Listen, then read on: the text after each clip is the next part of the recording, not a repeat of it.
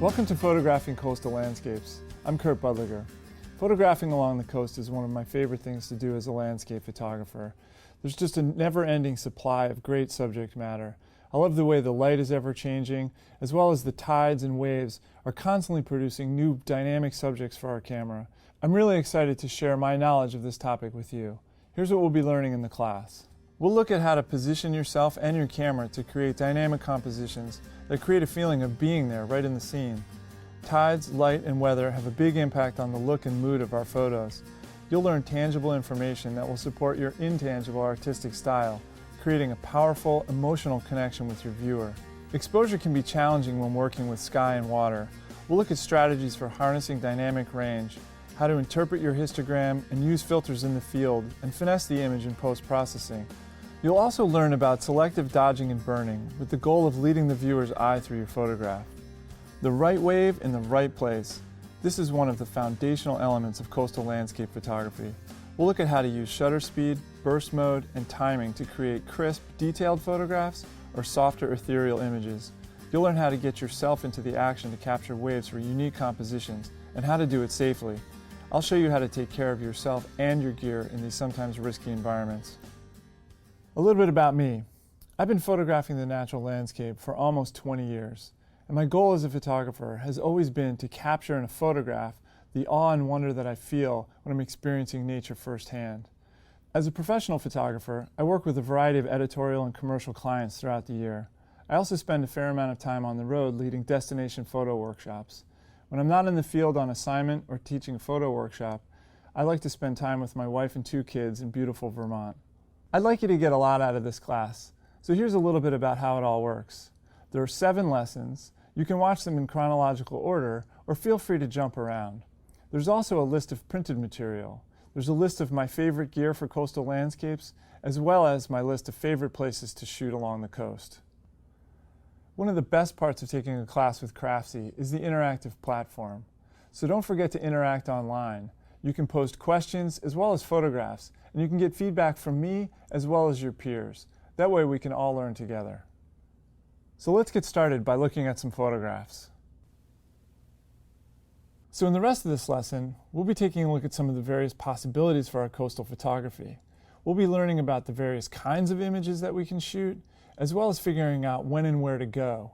So let's start by taking a look at some of my work to get a sense for what kinds of images we can make along the coast. So let's start by taking a look at the grand landscape. I kind of define the grand landscape as a big scene. A scene like this. This was photographed along the coast of Olympic National Park in Washington, on a pretty famous beach called Ruby Beach. And to me, the grand landscape is all about the interaction of land as well as sky. And so my strategy for capturing these kinds of images is to include some kind of dynamic foreground element and a lot of sky.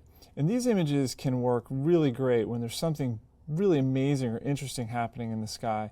So as is the case with this image, we've got the beautiful setting sun on the right side of the frame, and we've got a little bit of lens flare, so we've got those kind of nice streaky highlights of warm light, and there's some beautiful fog and mist kind of hovering over the water. And these kinds of grand scenes, they really help to set the stage. It's a great sort of scene-setting shot that really gives your viewer a sense for what this particular coastal landscape is really like. In this next image, I think the mood is much different here. It's a pretty cold and kind of deserted type of beach. It looks really rugged, and in fact it was. This was along the coast of Iceland near Vik. And the light is not nearly as warm. It's very cool. But again, we're close to the subject. We're shooting kind of a wide-angle lens. We're getting a big sense of what this beach is like, and really maybe about the force of nature. And so these kinds of shots, I think, really put the viewer there. They communicate an interaction of all the elements in a landscape. This is again from Iceland, and it's a little bit different. It's still grand. It's a big scene. We can see off to a distant horizon. In fact, there's a storm rolling in, and we're looking at this sheer cliff, and it's massive. It's maybe 600 or 800 feet tall. And so we're really getting the sense that there's this wide expanse of land before us, and we're really, I think, feeling the majesty, if you will, of this rugged coastline. Now, A lot of times, especially in today's digital world, we're really attuned to color, and I absolutely love color in my photographs. I'm kind of addicted to big, bold colors. But a lot of times, the color's not necessarily there, or perhaps the color is a bit distracting. And by thinking about a black and white rendition, we can make a really powerful image that really speaks to sort of the rugged beauty of this coastal environment in Iceland. This next image is, again, I think, a grand scene, but it's not nearly as bold and dramatic and in your face. The light is much more subdued, and there's some wonderful atmosphere going on. But I still think that it helps to set the scene and provide the viewer with a real sense of what it's like to be there. There are a few key components to shooting these grand schemes or grand landscapes that I think are really important to the success of the shot. So in this particular image, we'll notice that, again, it's a grand scene. It's along the coast of Maine in Acadia National Park. This happens to be a sunrise shot. And a few things that are really critical. With regard to the composition, because I'm shooting a big scene and I'm getting the camera close to my foreground, it's important that I not only have some kind of interesting foreground or the element that's closest to the camera that's going to get the viewer involved and kind of make that immediate connection, but it's important that I have a place for the viewer's eye to go. So I like to think of these scenes as having three zones from front to back. And so we've got a foreground in the immediate bottom of the frame, and then as we progress deeper into the frame, there's a midground, and then finally the background. And in most of these big scenes, the background is going to be made up primarily of sky. And for me, weather and light is absolutely critical to these kinds of shots, which is why I prefer to shoot them early in the morning around sunrise or late in the afternoon and evening when the sun is setting, because the quality of light is usually much warmer. And I also pay particularly close attention to the clouds in the sky. This scene wouldn't work nearly as well if there were no clouds at all. It's the clouds that are catching the light from the rising sun, and it's the clouds that are forming all of that beautiful pink color and texture in the sky. So weather and light, clouds and atmosphere, as well as composition, are critical to these grand scenes. Another strategy for photographing along the coast is to get in closer to your subjects. Rather than shooting the grand scheme that includes the sky and a distant horizon, we can also photograph what I like to call the intimate landscape, or intimate vignettes of a scene, where we're using maybe a zoom lens or actually physically getting closer to the subject, and oftentimes eliminating the sky altogether. So in this particular shot, we can see there's a dory as well as a pile of lobster buoys and just some of the pylons from the bottom side of the pier. And rather than photographing the entire scene and including the rest of the dock, as well as the office and some of the rigging that was on the dock and the sky, I chose instead to simplify the scene a lot more and just extract what I felt like were the key components, and just sort of the texture of the rocks, the repeating lines in the pier, as well as the sort of counterpoint between the dory and the buoys. Here's another example of the intimate landscape. So when you're photographing along the coast, it's a good idea to really spend some time exploring and maybe not get so locked in on one particular type of scene. I know for me, I really enjoy photographing those grand scenes, but it's really important that we look around to see what else is available. And so after shooting some wide-angle landscapes at sunrise, I like to wander the beach and look for some small intimate patterns, things that I can zoom in on, get really close to. And when the light's not so conducive for the grand landscape, these intimate vignettes can be really fantastic subjects. This photograph was made along the coast of Maine in Acadia National Park, and I was there shooting the grand landscape and sunrise along the coast. But once the light got kind of high in the sky and became a little bit too harsh for the grand landscape, I found this beautiful collection of beach cobbles that had washed into some of the crevices in the bedrock. I really liked the mix of color with the cooler blue tones in the smaller beach cobbles, the smaller rocks, and the way they contrasted with the warmer tones of the surrounding rock. Here's another example of an intimate shot, this time on the Pacific coast in Olympic National Park. And I spent a long time in bright sunlight when it really wasn't conducive to photographing the grand landscape, and the tide was out. So the coastline itself wasn't nearly as attractive as it would have been at a little bit higher tide.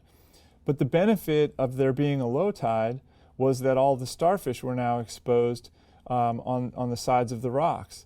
And so I spent a lot of time exploring and really getting to know the place, and luckily happened along this great collection of starfish. And it was really fantastic because I was able to find a collection where I got all the different colors of starfish represented in one frame. I found a lot of scenes where there were just predominantly orange starfish or some of the darker red starfish, and every once in a while you'd find a nice purple starfish. So I was really excited when I found all four of those colors together. Here's a shot of some lobster traps and lobster buoys that I made on a fishing dock in Bass Harbor in Maine. And one of the nice things about these intimate landscapes is that they're a little bit easier technically to photograph than the grand landscape. A lot of times with the grand landscape, we have dynamic range issues because we're dealing with foreground that might be in shadow and very bright highlights in the sky at sunrise or sunset. And it can make for some challenging shooting. But oftentimes these intimate landscapes, since we're not including the sky, the dynamic range, or the range of tones from really bright highlights to super dark shadows, and our camera is able to capture that much, much easier. So from a technical standpoint, especially with exposure, they're a little bit easier. And they're also shots that you can be making all day long because they're not so dependent on some dramatic, colorful display of sunrise or sunset or some atmospheric event like fog rolling in or a breaking storm. Oftentimes we get really hung up with photographing just the natural world and the natural landscape. But when you're working along the coast, don't forget to check out some of the great fishing harbors because they are full of photographic opportunity, like this particular image. This was photographed in a great little harbor on Cape Breton Island in Nova Scotia. And this was close to the place that I was staying, and I was with my young children at the time, so I didn't have a lot of time to get out and do any hiking on some of the wilder portions of the coast to get away from sort of the hand of humanity, if you will.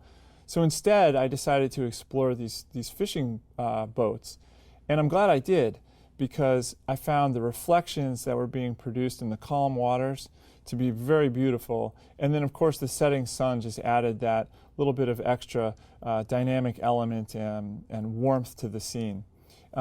These kinds of scenes can be made at sunrise and sunset in more of a dramatic fashion like this particular image. But it's also a great time when the fog has rolled in to come into these harbors and use a longer lens, a telephoto lens, maybe a 70 millimeter to 200 millimeter lens, to zoom in and just sort of isolate snippets of the scene. Here I chose to just include a small number of the boats that were actually in this harbor, and I paid particularly close attention to the repetition of the boats. And you can see that all of the boats are facing the same direction. And I also really, really like the small dory that's in between the two front lobster boats. I think it provides a nice point of visual interest. When we're photographing the intimate landscape, looking for patterns and repetitions can be a really great compositional tool. Also, when photographing along the coast, don't be shy about including people in your photographs. It's a great way to get your viewers interested in the photographs on a really personal level. Take this photograph, for example. This was actually made during a workshop that I was teaching last year in Olympic National Park. And as I was walking out onto the beach with my group to set up for sunset and photograph the grand landscape, I noticed that my co-leader was, goofing around on the beach. And I really liked the backlight and the silhouettes of the people walking along the coast. And it really just sets the stage and I think makes the emotional connection of what it might be like to be walking around on this beach. It also provides a great sense of scale so that we can see how large these these sea stacks were in relation to the people. Here's another example of that. This isn't actually a person, but obviously there's a person in this tent. And this was a tent that I was actually sleeping in while I was on a photo trip to Iceland, and we were staying on this fairly deserted beach. And this actually wound up being one of my favorite photos from the trip, because for me, it just harkens back to my time spent in Iceland. I instantly am transported back to this beach on this particular evening, and remember exactly how good it felt to climb into that warm tent after a cold evening of shooting. So these kinds of photographs with people or the elements that make up our humanity, including the human element in our landscape photos, can really help us make that human connection. These human landscapes, they really help to tell stories, and it's those stories that help us make that human connection to the landscape often. I mean, we can picture what it might be like, to be sleeping in the tent as in the previous image, or perhaps walking on a beach, or here as in this photograph, we can maybe relate to what it might be like to be a lobsterman showing up to this pier, before sunrise to get ready for a day's work. It's really important when photographing these human landscapes, like this particular image with the dock, to get permission first, because you don't want to be trespassing on private property. And the case with this image, these are where lobstermen work, so this in essence is their office. So you want to make sure that you're not getting in the way of their day's productivity. When you're photographing people, you also want to be aware and you want to be courteous, so it's a good idea to ask permission. Another thing that I want to emphasize when you're making choices about what to shoot is to do something that I call photograph without prejudice. So this particular image is a great example of that. Oftentimes, we have a preconceived notion and plan for what we want to photograph and how we want the image to look. And that can sometimes supersede our ability to see the little gifts that are sometimes presented to us. This is a perfect example of that. I was working with a workshop group and we were all set up at Bass Harbor Lighthouse to photograph sunset. And it didn't look like it was going to happen. In fact, we were pretty certain that once the fog rolled in thick, there was no way we were going to get the kind of sunset shot that we anticipated. And so we called it a wrap and we decided to head back to the car. But about halfway back to the car, we started to notice that it was getting dark enough so that the light from the lighthouse was radiating out from the housing. And instead of just showing off the housing as red light, all of that light that was coming through the windows was creating these beautiful beams of just magenta glowing light. And without that fog, we would have never been able to see those beams of light. So we scrambled back down onto the beach and we used telephoto lenses to zoom in on this lighthouse. But again, had we just stuck to plan A and not been willing to shift gears to plan B, none of us would have been able to photograph this beautiful display of light. So it's really important that we photograph what's there in front of us at any given scene and not be too hung up with making particular shots at particular times. Let's talk a little bit about figuring out when and where to shoot. I call this process scouting. And scouting is absolutely critical to the success of my coastal work.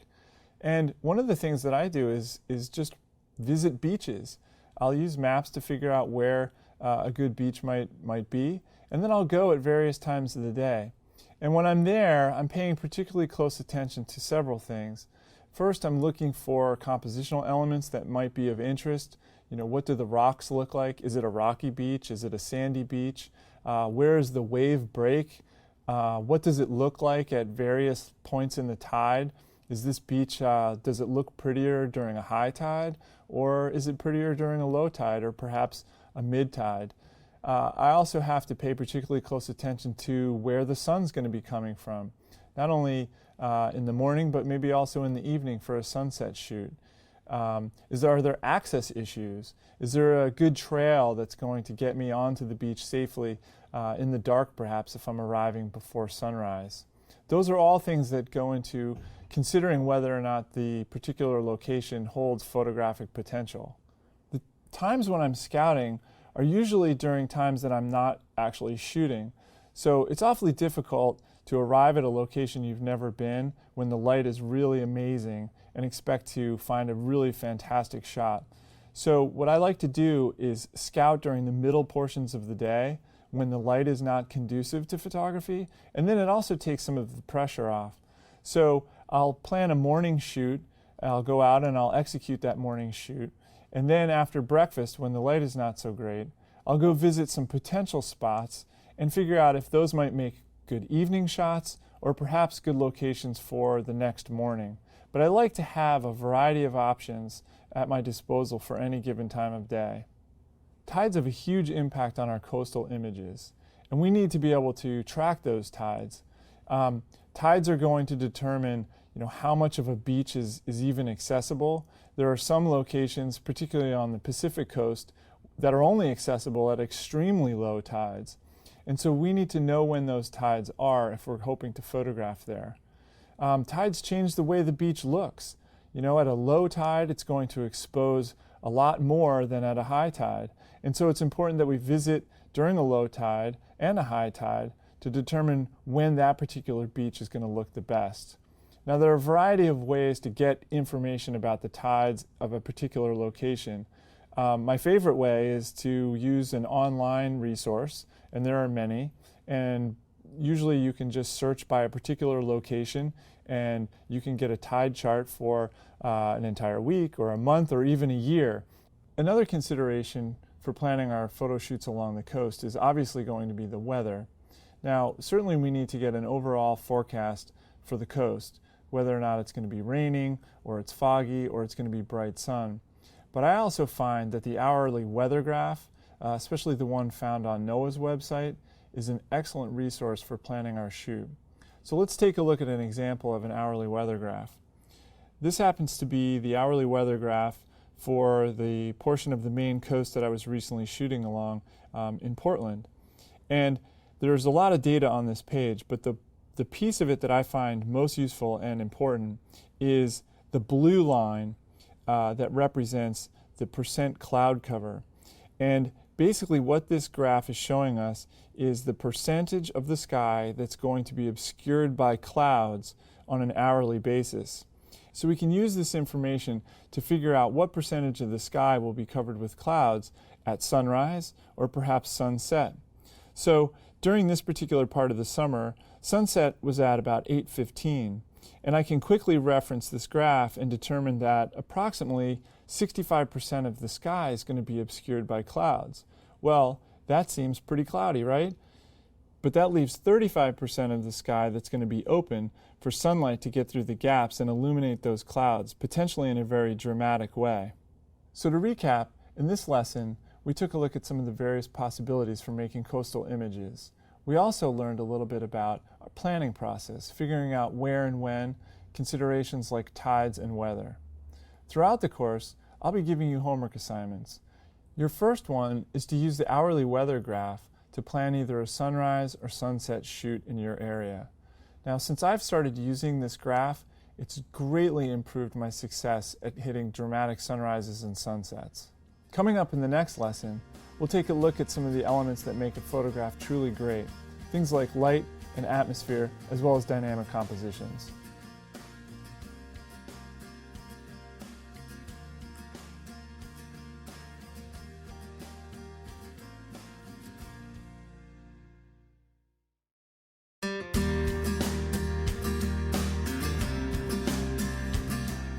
Welcome back. In this lesson, we're going to learn about what makes a photograph truly great. In my mind, there are three aspects that make a photograph really, really strong. The first is learning to see light and atmosphere. These are really important aspects to a landscape photograph. The second is learning to make dynamic compositions, ones that engage the viewer and keep them interested in the photograph. And the third component is what I like to refer to as making the emotional connection. And this one's a little bit more difficult than the first two, because we need to recognize when those moments that are sometimes fleeting in the landscape are ripe for our picking. Let's start by taking a look at light. In this photograph, let's talk a little bit about the quality of the light, specifically the color of the light. This was made in Cape Breton Island up in Nova Scotia, and it's a good illustration of the time of day, the golden hour, when most landscape photographers like to be out shooting. And you can see in this photograph that the sun is very close to the horizon, it's low in the sky, and it's producing this beautiful warm glow that's kind of radiating not only on the landscape, you can see in the beach in the foreground, there's nice warm light on the sand, but also in the fog in the distance it's picking up some of that nice warm glow, and then of course in the clouds. The second photograph, this was actually photographed here along the coast of Maine in Acadia National Park.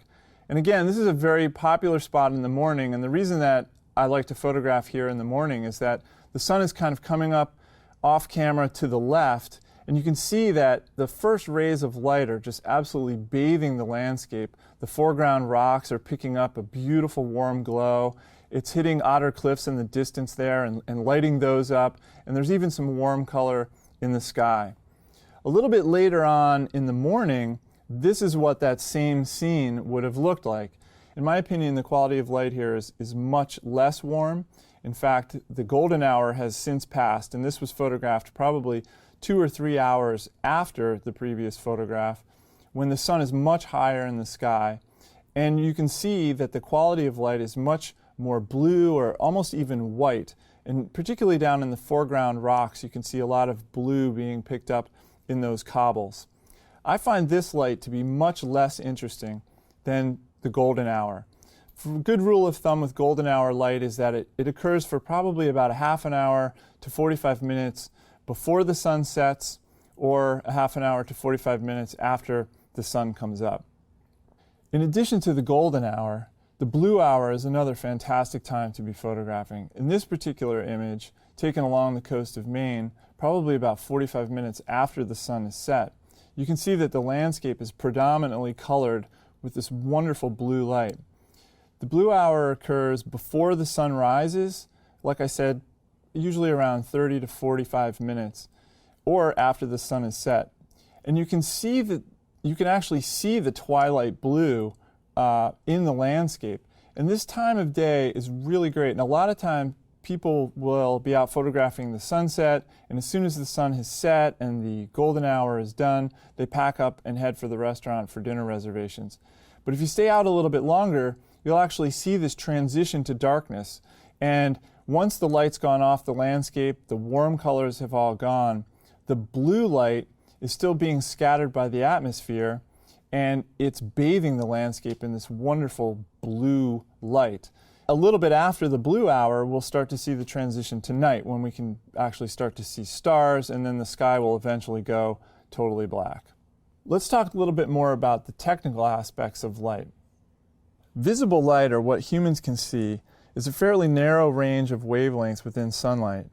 What we perceive as a cool color like purple or blue has the shortest wavelength, and what we perceive as a warm color like orange or red actually has a longer wavelength. And during midday, when the sun is overhead, these shorter wavelengths, or the blue light, is easily scattered by the Earth's atmosphere, which is why the light appears blue.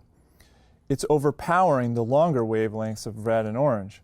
During sunrise and sunset, the sunlight is traveling a greater distance through the atmosphere before it reaches the Earth's surface, and the shorter wavelengths get filtered out, leaving just the longer wavelengths that actually hit the surface and our eye, which is the reason for this warm light during sunrise and sunset.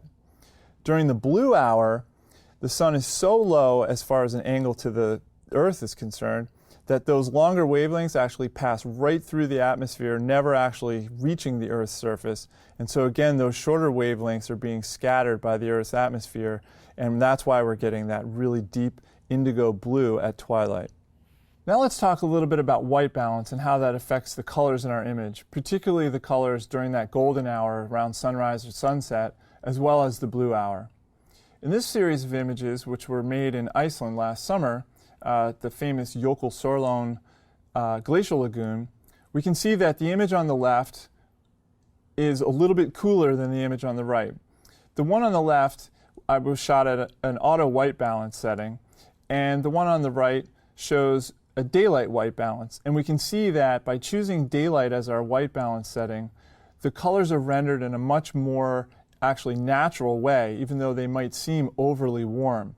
The problem with the auto white balance during sunrise or sunset is that the camera wants to actually neutralize some of those warm tones and cool them down. And the effect is that you wind up getting a more subdued image as far as the quality of light's concerned. Now, of course, you can fix this during your post-processing workflow. In the next series of images, we'll notice that the exact opposite is happening during the blue hour. So the image on the left was photographed again using the auto white balance setting, while the one on the right shows a daylight white balance. And What's happening in the image on the left is that the white balance is trying to neutralize the overly cool or blue tones that are predominant in the scene, and what's the result is kind of a more warm, or in my opinion, lifeless image, much less like what I actually saw and experienced when I was photographing. I really want to maintain those blue hues in the sky as well as the water in the foreground. So when I'm photographing, especially during the blue hour, oftentimes I will override the auto white balance setting and just use a daylight. That way I can actually see the colors that I'm getting on the LCD. It's not necessarily a bad thing to set your white balance to auto. It can be very effective when you're shooting in mixed light, or you're just walking around on a trip and you're taking some documentary travel photos. And it's constantly adjusting for the various qualities of light. And it's also not necessarily a bad thing to shoot sunrises and sunsets or the blue hour while in auto white balance. But I should make a note that I'm assuming that you're going to be shooting in RAW when I say this. And if we remember, the RAW file is truly that. It's an uncooked original set of data, the original set of data that the sensors recorded. And the benefits of shooting in RAW is that something like white balance is amendable in post-processing. So we don't have to have the white balance perfectly set to, say, daylight or some other variation while we're shooting, because when we're working on those images in our RAW converter, we can tweak the white balance to achieve the results either that are aesthetically more pleasing or are more accurate to what we remember experiencing as far as the quality of light goes. And the benefit of doing that with a RAW file is that it's like a free pass on the light. We can make those changes with absolutely no ill effects to the image or the image quality. On a DSLR camera, you want to make sure that your camera is set to the RAW mode by going into the picture quality settings and actually making sure that RAW is the selected mode and not JPEG, which was what it was probably set as a factory default. We've been talking about the color of light, but now let's also talk a little bit about the character and direction of light. In this particular image, this was photographed along the coast of Maine at low tide, and it was in the middle of the day. And this illustrates what I consider to be hard light, or harsh light, actually. And what's happening here is that because the sun is so high and the light is so direct on the scene, we're starting to get some really bright highlights in the bow of the boat, in the back of the boat. The clouds in the sky are extremely bright. And then conversely, the shadows are extremely dark, and they tend to block up a little bit and have no detail. This is usually not a very flattering type of light, but you can make great landscape photos during this light.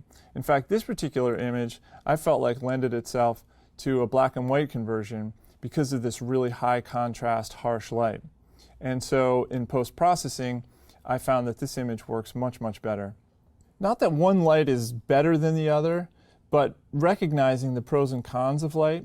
So these high contrast scenes that were photographed in somewhat harsh or direct light make for great black and white conversions. So the next time you're photographing in these harsh light environments, consider making a black and white conversion in post-processing. And I think you'll find that you like the photographs much, much better. In this next image, I'd like to illustrate the concept of soft light. And what's happening when the light is soft is that it's being filtered by something like clouds or perhaps fog, as in the case here, and it's scattering the light in all directions so that we can't really tell exactly where it's coming from, and it's bathing the subject kind of naturally and uniformly so that we don't have super, super bright highlights which tend to blow out, and we don't have overly dark and blocked up shadows. Also during the golden hour and blue hour, the light tends to be very, very soft. Even though it's not being filtered by something like fog or clouds, it is being filtered by the Earth's atmosphere, and it's much less direct and harsh. In this photograph, the light is actually quite soft too. We'll notice that it's fairly evenly lit. There's no super bright highlights on the boat or dark shadows on the boat.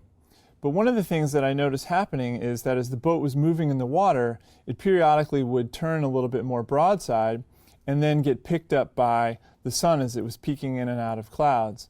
And this is a good point to illustrate how the direction of light can impact the overall mood and feel of the image. So now not only is the light somewhat soft, and it's actually still a little bit warm because it was not quite at sunrise, a little bit after, but I'm also getting a little bit of directional light now, which has really helped to separate the boat from the background fog bank. It makes it a much more compelling and impactful image than the first version. In this scene, there's not only warm golden light bathing the landscape, but also some nice beautiful side light that's coming in from the left of camera, and we can see that it's creating a little bit of separation here between these two elements in the distance. But the thing that got me the most excited was about how the light was playing with this particular rock as well as the beach in here. And basically what's happening is this low angle light is coming in across the landscape, and because it's coming from the side, it's bringing out all these little nooks and crannies in this rock, and it's really providing a lot of texture and visual interest, which is helping to not only separate it from the background, but just give the overall image a little bit more dimensionality. Backlight is another one of my favorite directions of light to work with, particularly on coastal landscapes. Dealing with backlight can be a little bit challenging though, but the rewards, as I think you can see in this particular image at Rialto Beach, are well worth the effort. With side light and front light, it's pretty easy to come up with a successful meter reading and deal with the light. But backlight, because we're shooting directly into the light source, it can be a bit tricky. And oftentimes we'll end up with images that are a little bit underexposed. But the nice thing about backlight is that it helps to simplify the scene, and we can use it to create really strong graphic elements like these sea stacks that I've silhouetted against the brighter sky. And by including the light source itself, the sun just kind of peeking out behind that sea stack, I've created a bit of a starburst, which has kind of made an otherwise boring, lifeless sky that doesn't have any clouds a little bit more interesting. Oftentimes when shooting a backlit scene, we have to make some sometimes difficult choices, but in this particular case, those choices weren't too difficult. If I was to try to open up the exposure in order to record more detail in those sea stacks, then I'd wind up blowing out the sky or creating a scene where the sky was far too light. So the choice then was to underexpose overall and let those sea stacks kind of go into silhouette and create a much more graphic interpretation of the landscape, which is one of the reasons that I like backlit scenes, because they tend to provide a little bit more pop and contrast and drama. So as we've discussed, light is really important to our landscape photos, but next let's talk about atmosphere. I like to think of atmosphere as sort of setting the mood for our photographs, and this is really one of the things that I think separates a really good landscape photograph from the ones that you see on the postcard racks in the gift shop. And atmosphere comes about when we can capture some aspect of the environment, whether it's changing weather or it's clouds or perhaps a storm that's breaking, and combine that with some dynamic and beautiful light. And those types of events, although fleeting, tend to create the most beautiful and dynamic landscape images. So in this particular image, I think we'll agree that the atmosphere and the mood is fairly dramatic, and there's obviously a beautiful sunrise that's happening. And I find that one of the best things to pay attention to and become a student of are clouds, since at sunrise and sunset particularly, clouds are one of the important elements in the landscape that are acting to reflect the light and actually show the color that's present in the atmosphere. This particular image almost didn't happen because it was pretty much one of those blah, rainy, kind of nasty days that we often have in the spring in the Northeast. And I almost didn't go out to photograph, but decided to go out anyway. And I wound up setting up the shot, and I liked the composition, but wasn't overly hopeful that anything dramatic was going to happen in the sky. And just about the time that the sun was about to set, I noticed that there was a faint glow starting to appear on the horizon. And this is an illustration of why it's important to oftentimes just go out even when you're not 100% sure that something great's going to happen, because there may be a break on the horizon where the sun, as it's setting, can stream up underneath the clouds, and this beautiful light can start to radiate from the sky, and then as we can see, it starts to reflect into the surface of the water and create just an absolutely wonderful atmosphere to the photograph. So these clouds are low-level clouds, which I find tend to light up when the sun is still above the horizon, about to disappear if it's a sunset scenario. In this particular image, we can also see that the clouds are somewhat puffy and low-level clouds, and they're catching some nice warm light from the about-to-set sun. This is in Olympic National Park, a place called Ruby Beach. And these clouds are only going to hold their color for a short amount of time. Another type of cloud that you have to be really aware of with particularly coastal landscapes or landscapes where you can see to a distant horizon are high-level clouds or cirrus clouds. And these clouds can be deceiving because they tend not to light up until the sun is well below the horizon, and they're catching those longer wavelengths of light that we spoke about before as they're penetrating through the upper layers of the atmosphere. And these clouds will pink up sometimes 20 minutes after the sun has set or before the sun is rising if it's the morning. So I guess the lesson is to arrive early and stay late in order to get great color and great atmosphere in your clouds. Another type of atmosphere that can be created and create a wonderful mood in a coastal landscape photo is fog. And particularly in the summertime along the coast, we can get this fog rolling in the middle of the day, because in the summer the air is warm and that warm air mass is sitting over the colder ocean water and creating this fog. And this particular image, which was photographed basically in the middle of the day when the light wouldn't otherwise be conducive for this kind of photo, this was when the fog was rolling in off of the ocean along the coast of Nova Scotia. And if we went maybe 5 or so miles inland from this particular position, there would be no fog at all. So it was a localized fog event. And the atmosphere is very moody. The colors are much more subdued. So it's different than that in-your-face, bold, colorful sunset photo. It's a much more subdued, kind of a mellow, maybe even melancholy feel. Here's another great example of how fog can really set the mood in a particular image. This was photographed along the coast of Iceland, and again, it was another one of those afternoons where warm air offshore combined with cold ocean water in the North Atlantic to create this fog bank along the coast. And even though the light was intense and strong, it was being filtered by this fog. And I think the overall cool and kind of moody feeling that's brought out in this image is really conducive to the way I felt a lot of the time that I was in Iceland, with this cold icebergs floating around in the cold Atlantic, a little bit of highlight in the sky above the iceberg, and just a nice kind of moody, melancholy sort of a shot.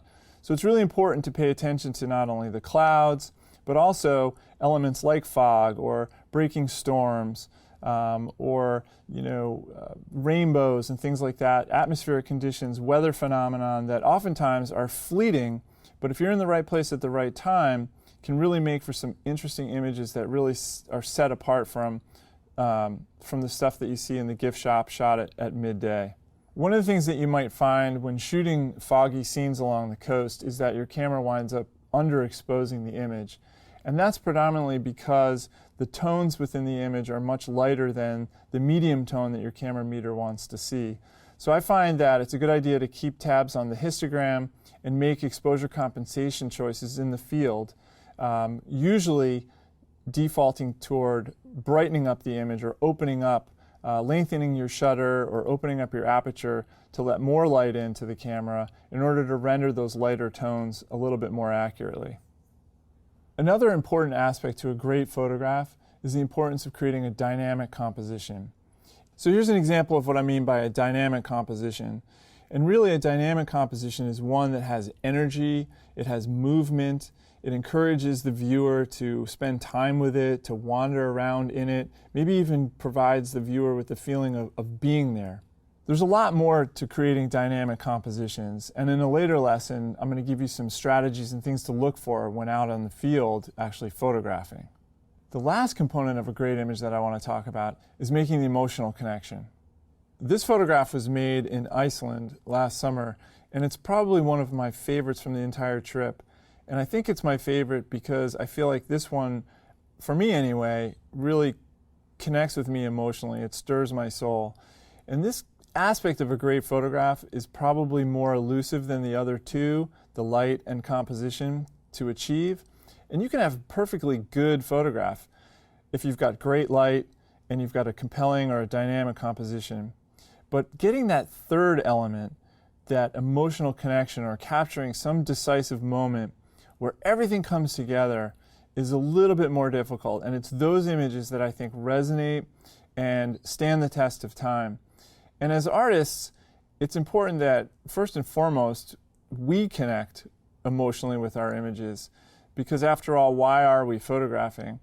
And then secondarily, the added benefit of being able to connect with our viewers on an emotional level, I think, is just icing on the cake.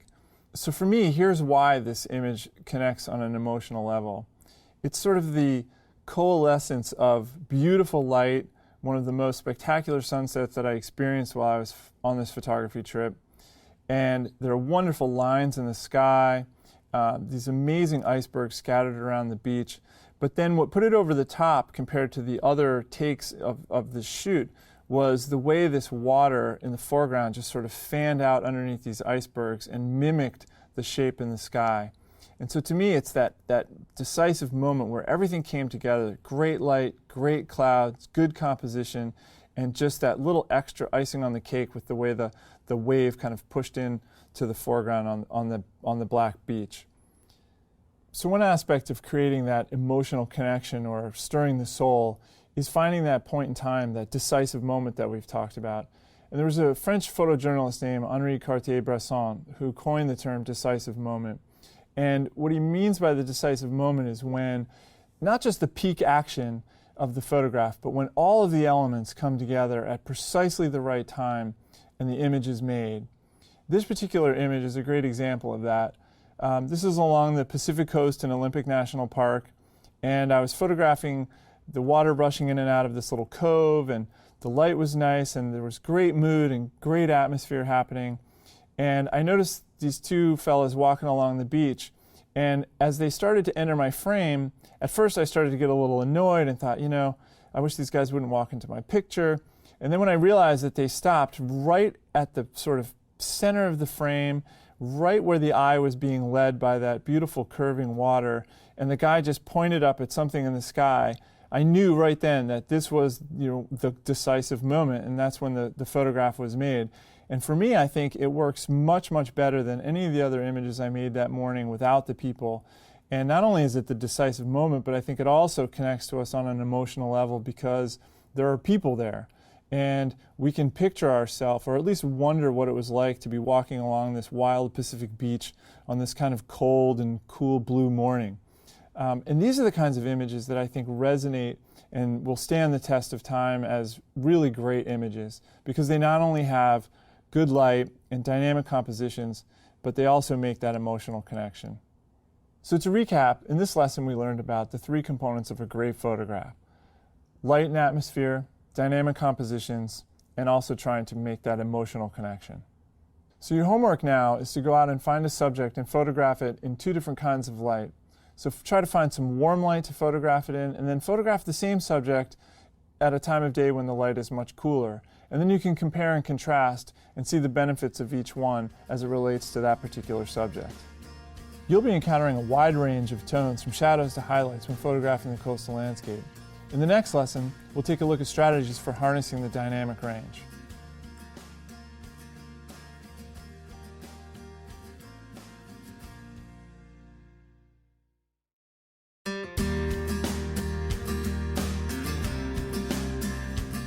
Hi, welcome back. In this lesson, we're going to be learning about harnessing dynamic range. Oftentimes when we're photographing along the coast, we're presented with scenes that have a wide range of tones, from the brightest highlights in our sunrise sky to the deepest shadows in our foreground rocks. This is referred to as the scene's dynamic range. We're going to be learning to utilize our histogram, as well as use polarizing filters, and taming that dynamic range with graduated neutral density filters. First, let's take a look at this image as we talk about the different aspects of our histogram. The histogram is a graphic representation of all of the tones found within our image, from our brightest highlights, which are going to be found over here on the right-hand side of the histogram, to our darkest shadows, which are found over on the left side of the histogram. And then in between, right in the middle, is where the midtones exist. And then there are various shades or tones that are getting brighter as we move from midtone up to highlight. And then if we move back toward the deepest shadows, we've got our sort of dark midtones right in here. I find the histogram to be invaluable in interpreting whether or not I've got a good exposure, not only in the field, but when I'm back on the computer and working in post-processing. And the important thing to note about the histogram is that ideally we want to have a histogram that tapers down at either end without ending abruptly, so that all of the tones are then represented within the range that the camera can actually see. There is no perfect histogram. The histogram just is what it is. It represents that particular scene. All right, so let's take a look at this image and kind of match up the parts of the scene with where they might lie on the histogram. So as we can see, all of the tones in this image fit nice and neatly on the histogram. And most of the image is being made up of pixels that represent medium tone. And so that happens to be much of the blue that's in the sky, as well as some of the blue in the water. That all matches up nice and neatly with that middle part of the histogram. Over on the right-hand side of the histogram are our lighter tones. And we can see that the histogram tapers nicely before we reach this abrupt end. And once we get beyond this end point, then all of those pixels beyond there are going to record as just a pure white with no texture or detail. And so we can see that whatever the highlights are, the brightest part of our image, are going to fit nice and neatly on this histogram, which means we're going to have good detail. And that's all of this area here in the scene, where there's this nice wave break and there's these nice streaking white lines in the, on the beach. That all corresponds with this portion of the histogram here. On the other end of the histogram are our shadows, or our darker tones. Now, this particular histogram doesn't taper as nice and evenly or gradually as our highlight section did, but this big spike here actually represents these darker tones over on this black sand of the beach, as well as some of this shadow detail that's up underneath this iceberg. And I'm not so worried that this doesn't gradually taper, because this big spike just means that I have a high concentration of pixels that happen to be that darker tonality. What I'm worried about is whether or not this tapers down to the corner before ending. If it just ended right at, say, this wall, then that would mean that something out here is going to be much darker than that, or not recorded by my sensor. And those pixels would record as just a pure black with no detail, no texture. And once that happens, there's nothing I can do to get those pixels back and bring back any detail in the image. So that particular image was fairly easy from an exposure standpoint, because as we saw, most of the tones in the image were fairly medium tone. There weren't any super, super bright highlights, and there weren't any super dark, deep shadows. And so that dynamic range fit nice and neatly in that histogram. However, that doesn't always happen when we're shooting along the coast. So here's a scene that represents an extremely high dynamic range. This was photographed inside a sea cave on Ruby Beach in Olympic National Park. And this is how my eye actually saw the scene, where I can actually see good detail in the shadow areas as well as the highlights. But unfortunately, my camera doesn't see this scene the same way that my eye does. My camera is unable to record as broad a range of tones from highlight to shadow. So in this frame, I made the exposure to protect the highlights. So we'll notice that on the right-hand side of the histogram, I've got good detail in the highlights, which is the water that's rushing in and out of the sea cave, as well as the background sky. But look what happens to the shadow areas in the sea cave. Those are represented at the far left of the histogram. And we'll notice that, unlike in the previous image, the data does not taper back down to the corner. It ends abruptly right at this sort of wall, the black wall, if you want to call it. So that anything that's to the left records as a pure black. And that's all this area in the top part of the frame. And the problem with this exposure is that if I wanted to try to lighten this up in, say, Photoshop or in Lightroom, or whatever post-processing program you use, I'm not going to be able to get any detail back. There's absolutely nothing there to restore. In this next frame, the opposite happens. The exposure was biased to protect the shadow areas, so I've got good detail now in the ceiling of this sea cave, but the problem is that all of those brighter tones that were over here on the right-hand side, those are all now gone. And notice how the histogram doesn't taper. It just ends abruptly at the right-hand side. And so this is referred to as clipping our highlights. And again, just like trying to restore clip shadows, there's nothing that I'm going to be able to do in Photoshop or in Lightroom in order to restore those highlights and get any detail or texture back. So since our camera meter wants to essentially make everything a medium tone, there are other times where interpreting the histogram in the field can enable us to get a better exposure that better represents the actual tonalities in the scene. So in this scene, the actual tones in the scene are much lighter than medium tone. But when I point my camera at this scene and meter to take a photograph, the camera meter wants to make all of those lighter tones a medium tone. Now the histogram that I get is a perfectly fine histogram in the sense that I haven't clipped any shadows and I haven't blown out any highlights. But the problem is, it's not actually representing the tones in the scene. And so this is a prime example of when I'd either want to, in the field using my live view, or after reviewing on the LCD the histogram, make some corrective measure. So my preferred method of doing this is to use exposure compensation. Now most of the time I'm shooting in aperture priority, and so I've set the aperture for the depth of field that I need for the scene, and by using exposure compensation, the camera will adjust the shutter speed for me in order to let more light in.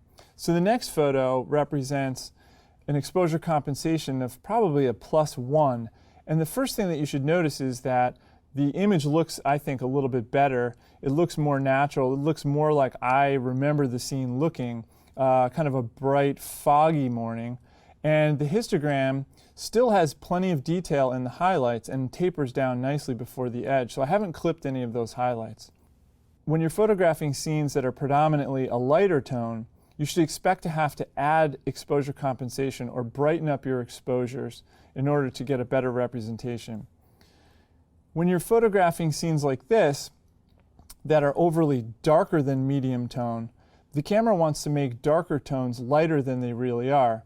And so I find it necessary to use exposure compensation, but instead of making the image even lighter, we're going to dial in a negative value in order to darken the scene. So this is what my meter would have seen shooting these C-stacks during the blue hour. And I feel like the scene is overall too light, and if we look at the right-hand side of the histogram, we can actually see that some of those highlights in the sky are getting very, very close to being clipped. And I still have plenty of information down here in the shadows. So I'm going to use exposure compensation and dial in a negative value, in this case a -1. And what we'll notice is that overall the scene looks a little bit more, I think, true to the blue hour or twilight time of day that I was photographing. I also still have plenty of detail in my deepest and darkest shadows, but I've also protected the highlights in the sky. So when we're photographing scenes that are overly dark, we'll oftentimes want to use exposure compensation in a negative direction in order to compensate. And for photographing scenes that are predominantly lighter tones, we'll oftentimes want to use exposure compensation to brighten those areas up. So as I mentioned earlier, I like to use live view while I'm shooting in the field, and one of my favorite aspects of live view with modern digital SLR cameras is the ability to get a live histogram, so that we're not having to rely on looking at a histogram that's given to us in playback mode. I can actually pull up the live histogram while I'm in the field, and I can use that histogram and my knowledge of whether or not those tones that I'm shooting are medium tone or darker than medium or lighter than medium to make some corrective measures. So in this particular scene, I was photographing some rocks along a beach in Maine, and they appeared to be lighter than medium tone. And so with my live view activated and my live histogram, I can actually use exposure compensation to lighten those tones and actually see the effect live before me, as well as the effect that it's going to have on the histogram. And I can see very precisely where the tones are going to fall. And once I've made the adjustments using exposure compensation, I can go ahead and take the photograph. In this next image, the overall scene was predominantly darker than medium tone. And as we can see in the live view histogram, a straight no exposure compensation shot is going to yield an image that's far too light and not representative of the real life tones. And so again, I can use exposure compensation in combination with my live view and my live histogram in order to make corrective measures. And in this case, I'll dial back the exposure to something like a -1, and I'll make sure that I haven't clipped any of the shadows on the far left of the histogram. I find this to be a fantastic way to work because it takes all of the guesswork out of determining a proper exposure. And the reality is that I'm a huge advocate of getting it right in the field as much as possible. I could have taken the first 2 exposures in each one of these examples and fixed them in post-processing using Photoshop or Lightroom, but those are extra steps and extra work, so why not get it right in the field if you can? So now that we've taken a look at how to interpret the histogram and how to use it to inform and change how we expose for a scene, let's look at a few filters that I use when photographing along the coast. The first is the polarizing filter. So my favorite filter to use in the field is the polarizing filter, and it's probably the go-to filter that's in my bag. So when we're outside photographing in natural light, there's a lot of light bouncing around, reflecting off of various objects. And some of this light is already naturally polarized and has good color and it's somewhat soft. But then there are some angles of light that tend to be a little harsh, and those are the ones that are creating sometimes a sheen, like on wet surfaces like rocks along the coast or in pools of water, along streams if you're photographing in the forest. And so the polarizing filter removes or filters some of this light so that all that we're left with is the polarized light, which has better color quality and fewer reflections. So when using the polarizer in the field, I tend not to get too technical or hung up about the precise angle of the polarizer to the light source and where I'm going to have the maximum effect. Most of the time what I do is I'll just take the polarizer out of my bag, I'll hold it up to the scene and I'll just rotate it, and if I like what it does, then I'll use it. So in this particular scene, the image is unpolarized. And what I want to draw your attention to is just how bright these rocks are in the foreground and kind of how washed out the sky is. And so when I place the polarizer in front of the lens and rotate it, this is the effect. And so this scene now has much better color. We'll notice that the blues in the sky are much more robust. The sky actually becomes darker, and so it's actually helping to compress the dynamic range of the scene. And it's also removed the glare on the rocks. And so I've got much less shine and I've got much better color. So in this scene, when I add the polarizer to my lens and I rotate the filter, thus activating the polarizer, we'll be able to see that the glare that's really present in this foreground pool will gradually be eliminated as I rotate the ring on the polarizer. And so we'll see no polarizer and then the effect of having full polarization.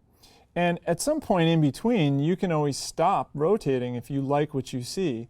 There's no saying that you have to have all full polarization or zero polarization. You may find that some scenes look a little bit nicer, a little bit more subtle and natural without the polarizer being rotated to full effect. So for example, in this scene, I might actually back off on the polarizer because by removing all of the glare from the surface of the water, I actually can start to see a lot of the algae and seaweed that's growing in the pool. And compositionally, I might find that to be a little bit distracting. I do, however, like what it's doing to the sky. I really like how it's enhanced the blues and really created some contrast between the blue sky and those puffy white clouds. So in this particular case, I may back off on the polarizer just a bit. Now, using the polarizer can sometimes have unintended consequences, especially if we're using wide-angle lenses. And so in this particular example, we can see a phenomenon known as partial polarization. So in the upper left-hand corner, we can see really dark blue sky, but on the far side of the frame in the upper right-hand corner, we really have no blue to speak of. And this is because we're taking in such a large or wide angle of view that part of the sky is going to be polarized to a much greater degree than the part of the sky that's closer to the sun. And so we really have to watch for this and be careful.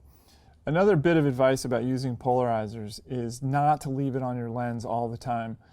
This can be a natural tendency. A lot of people use UV filters as a protective barrier to the lens. And some people, because they use polarizers so often, will just resort to leaving them on the lens. I actually caution you not to do that, because I find there are plenty of scenes in nature along the coast where I don't necessarily want to or need to use a polarizer. And so I'd rather make that decision very consciously on a case-by-case basis. So I actually remove the polarizer after all my shots, and then when I set up a new shot, I pull the polarizer out of the bag, I hold it up to the scene, and if I like what I see, then I use it. If not, it goes back in the bag. So another filter that I use in the field in order to tame dynamic range, especially high dynamic range scenes, is a graduated neutral density filter. It's also referred to sometimes as a split ND. And basically what this filter is a rectangular filter that's shaded on one half, the upper half, and it's clear at the bottom half. And then there's a transition line, or a line of graduation, between the shaded portion and the clear portion. Graduated neutral density filters come in a variety of strengths or densities, and not all scenes require the same level of correction or same level of density. So for instance, you may be shooting a scene that has an extremely bright sky and a very, very dark foreground, in which case you would need a very strong graduated neutral density filter, something in the perhaps 3-stop range. Whereas other times of day, the disparity between the highlights in the sky and the shadows in the foreground are not quite as great, and so you could get by with a maybe 1-stop or 2-stop grad ND. If I had a recommendation, it would be to just buy a 2-stop and a 3-stop grad ND filter, because you can always stack them on top of each other for a total of 5 stops. I find very few uses for a 1-stop graduated ND filter these days, especially with digital cameras and the ability to make post-processing corrections. I don't use the 2-stop all that often. My go-to filter in most cases is a 3-stop grad ND filter, and every once in a while I'll stack that with a 2 for the 5 stops I mentioned. Now, these filters are not to be confused with neutral density filters, which are screw-on filters or drop-in filters that don't have a graduation line. So in other words, they are 100% from top to bottom shaded filters. And we'll talk about when and why you might use those in a later lesson. Scenes that have a uniformly level horizon lend themselves to the perfect use of grad NDs. You just have to watch it when there are portions of the land or objects that jut into the brighter part of the sky, and just know that those parts of the scene may become darker as a result of the filter. So as you can see, this scene is presenting some problems because there's not a uniformly straight and level horizon throughout the image that I can match the line of the filter with. And so as I pull this filter down into the scene, I'm actually doing it at an angle that's consistent with the angle of the rocks as they move up into the upper right-hand corner of the frame. So let's look at some examples of when I used graduated ND filters and how the resulting image turned out. In this particular image, we can see before the filter, clearly the sky is very, very bright. Portions of the sky are washed out. There's great detail and good exposure in the foreground rocks. So this scene required a 3-stop graduated neutral density filter, and here's the resulting image. Now obviously the wave action was a little bit different from frame to frame, but we can see that we've got nice color density and good texture and good detail in the sky, and we also have it in the foreground. So here's another example of when I needed to use a graduated neutral density filter in the field. And here you can see that there are portions of the scene that were sticking up above the horizon, and they became pretty dark. And I'm actually a big fan of black in my images. I think in this digital age, there's been an overemphasis on bringing shadow detail out and making it almost a mid-tone. And I actually like black because it provides some contrast. It gives the images a little bit more pop. But here we can see that the grad ND filter did darken some of those portions of the land that stuck up into the sky. But overall, I think the image is still very successful, and I can live with those portions that are a little bit dark. So in this last example, again, I really like the way the grad ND filter helped to balance the dynamic range in this scene, because otherwise the portion of sky directly above the horizon would have just been completely blown out, textureless, no detail, and no color. This actually required quite a bit of grad ND. In fact, I may have stacked a 2-stop and a 3-stop to do this. Another potential word of caution about using the graduated neutral density filters is that sometimes, because just above the horizon is the brightest part of the scene, requires a significant amount of neutral density. The downside is that as you move toward the top of the frame, you can sometimes end up with a little bit more darkening effect than you otherwise might like. But I think that the trade-offs are worth it, because I'm a huge fan, as I said before, of getting the image as close to perfect and right in the field as I can. Truth be told, I'd much rather spend my time out in the field exploring and making images than having to fix them in Photoshop later on. So I really feel like graduated neutral density filters are still a really key part of my in-the-field workflow, and that's why I really recommend using them. So to recap, in this lesson, we learned about interpreting our histogram and how it might inform making exposure choices. We also looked at some common filters for harnessing dynamic range, like the polarizer and the graduated neutral density filter. So your homework for this lesson is to practice using your graduated neutral density filters. And I recommend practicing setting up the filter holder, because when the light is changing fast, you'll want to be able to do that very quickly. Practice also using your live view in determining the proper position for your grad ND. So coming up in the next lesson, we'll take a look at some strategies and techniques for creating dynamic compositions.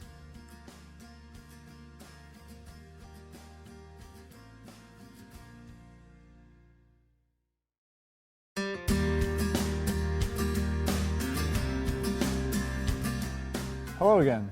In this lesson, we're going to be taking a look at composition, or the visual language of photography, and how we express ourselves to the viewer. We'll be looking at visual flow. We'll also be taking a look at the concept of working the scene, as well as choosing lenses and focal length. So what do I mean by dynamic composition? Well, those are images that have some type of composition that has energy, or that allows the viewer to get engaged with the photograph and travel around within the photo. So let's take a look at some images. So this image has a very dynamic composition. It has visual flow. There's a place for the viewer to go. There are a lot of wonderful elements. There's beautiful light, but more specifically, there's a big dynamic foreground that makes the viewer feel like they're actually there. And one of the challenges that we have as photographers is imparting that feeling, that three-dimensional feeling that we have when we're sitting by the seacoast and we're experiencing the world in 3 dimensions. As soon as we click the shutter, all of that is compressed to 2 dimensions, and we can use that composition to provide the illusion of depth. The reason that this photograph works and provides a sense of depth is because it has 3 distinct zones. It has a distinct foreground, which really puts the viewer there. I mean, I really feel like I'm sitting on these rocks enjoying this morning sunrise in Acadia National Park. And then from the foreground, it has a midground zone, which continues to have visual interest, and then it has a distinct background with these beautifully colored sunrise clouds. So this image also has great visual flow. It's got tons of energy. There's a fantastically interesting foreground element which catches the eye instantly. There's all this beautiful action in the waves and the water. And then as we move from the foreground into this pretty nice middle ground section, which continues this line, we also have a beautiful background with some gorgeous color. By contrast, this image has a little bit less in the sense of visual flow and continuity. It has a great foreground element in this beautiful ice crystal, which looks almost jewel-like in this light. There's great wave action down in through here, and there's a fantastic display of color in the clouds. However, I feel like the midground is a little bit empty. There is a little bit of a line here that's starting to form a connection between the foreground and the background, but I feel like this big empty space here is a bit of an impediment. So when I'm photographing these wide-angle scenes and I'm paying attention to my foreground and midground and background, I'm really looking for camera positions and subjects that have a connection between all 3 of those elements. And when we have that connection, what it does is it really transports the viewer. It gets them engaged up close and quickly, and then it allows the eye to naturally progress further and further, deeper into the background, which helps to give that illusion of dimensionality or 3D that is lost when we are basically compressing the 3-dimensional world into 2 dimensions, which is our photograph. So the camera position chosen for this image took advantage of the concept of vanishing point. So basically what's happening is these very strong lines created by this bank of traps are, in essence, they look like they're converging into the distance, even though we know that the distance between the top and the bottom of the traps does not change. But because of the camera position, those look like they're converging out into the distance, as does this line, the line from this trap, as well as the lines from this cloud. And all of these act to create this pull, or almost this vortex, that draws the eye deeper and deeper into the frame. And it's just another technique for creating depth in our images. So in this example, I've also utilized a foreground leading line to draw the eye deeper into the frame, except the line is not created by something that is, physically fixed in the frame like the traps in the previous image. This leading line is more of an elegant kind of an S-curving line that's formed by the water as it moves up onto the beach. And what this does is it pulls the eye from the nearest part of the frame, or the lower part of the frame, further into the midground. And then that line is also echoed by this nice cloud up here. And so this image has a nice sense of flow, both figuratively and literally. I mean, the water is obviously flowing, but the leading line on this beach and the contrast against the dark sand is really pulling my eye. Here's another example of using leading lines to draw the eye. In this particular image, I scoured the beach looking for some leading lines and found these great kind of sculpted stones in the intertidal zone. And they form quite a nice kind of zigzagging S-curve that pulls the eye deeper into the frame. And by choosing a lower camera position, I was also able to minimize the amount of midground that's seen, because the midground here would have been a little empty. And so now I've brought the viewer in closer contact from the foreground to the background. So finding patterns and repetitions in the landscape is another great way to create dynamic compositions. So if we look at this particular image, the first thing that we'll probably notice is that, unlike all the others, there is no immediate foreground in the frame, or midground or background, and no line that connects the two. But it still has a great deal of dynamism and energy to it. And the reason it does is because of this repetition and also the contrast. Not only the contrast in light and dark, so this lighter part of the post is in contrast with the darker part of the post, but there's also color contrast. So we've got this great repetition of line that sort of recedes into the distance from corner to corner, which draws the eye. The contrast creates visual tension and energy, but then we also have a color contrast. So the tones in the posts and the water are very cool. There's a lot of blue there, and that's contrasting with this orange light that's reflecting. And whenever we can mix those blue tones or cool tones with warm tones, it creates a point of interest and a little bit of tension, and can create a sense of visual flow or energy. So this image has a lot of energy too. And unlike the last one that had a fairly uniform pattern that was created by all of the repeating posts, this one's more of an abstract pattern created by these out-of-focus highlights. And it provides a lot of opportunity for my eye to move around in the frame, almost looking for a discernible pattern when there isn't one.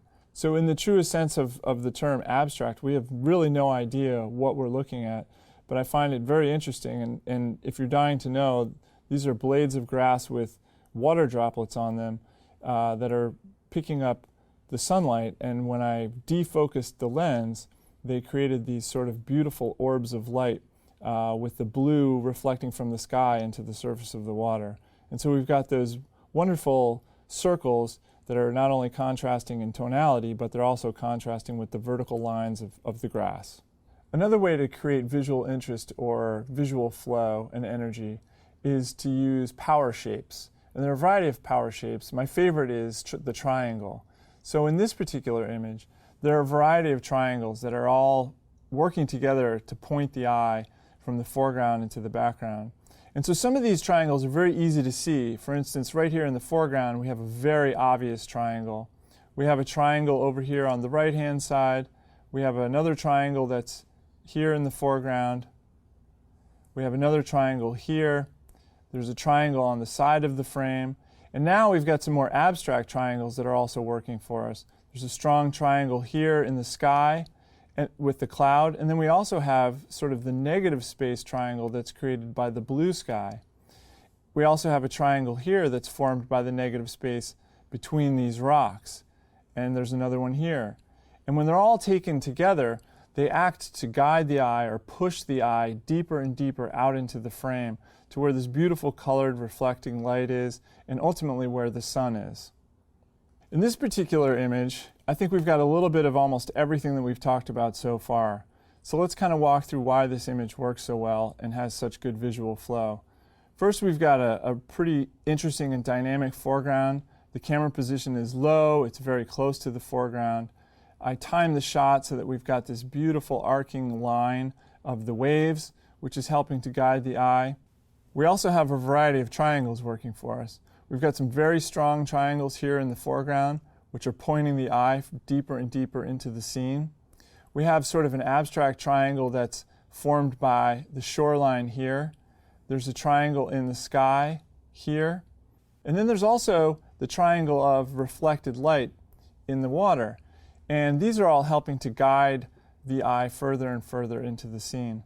We also have good foreground, midground, and a link to the background. So overall, this image has a high level of energy, and I feel like is very, very dynamic. Another important element in dynamic compositions is the concept of balance, and how particular parts in our frame are balanced against one another. And elements within the frame, subjects inside the frame, have a certain amount of visual mass. Some elements have a lot of visual mass, and others have a small amount of visual mass. And it's important for us to try to balance those in the most pleasing way, but also in a way that can create a little bit of tension. This particular image illustrates the concept of static balance. So the way I compose the image, it's basically divided equally right down the middle. So on the right and the left side, we have almost equal amounts of dock and lobster traps, and they're balancing one another, and the boats are smack dab in the middle of the frame. Now it's balanced in the sense that it's equally weighted from right to left, but it's static balanced in the sense that there's no tension, there's no movement. It's an okay image, but it's not one that has a lot of energy. So by contrast, in this image, by just shifting the camera position a little bit further to the left and including more of one side of the frame, we still have a balanced image, but it's what's referred to as dynamically balanced. There's some tension.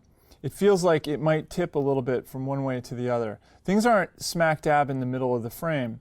So I have a little bit more visual weight or visual mass on the left, but I think it's balanced by the smaller amount on the right.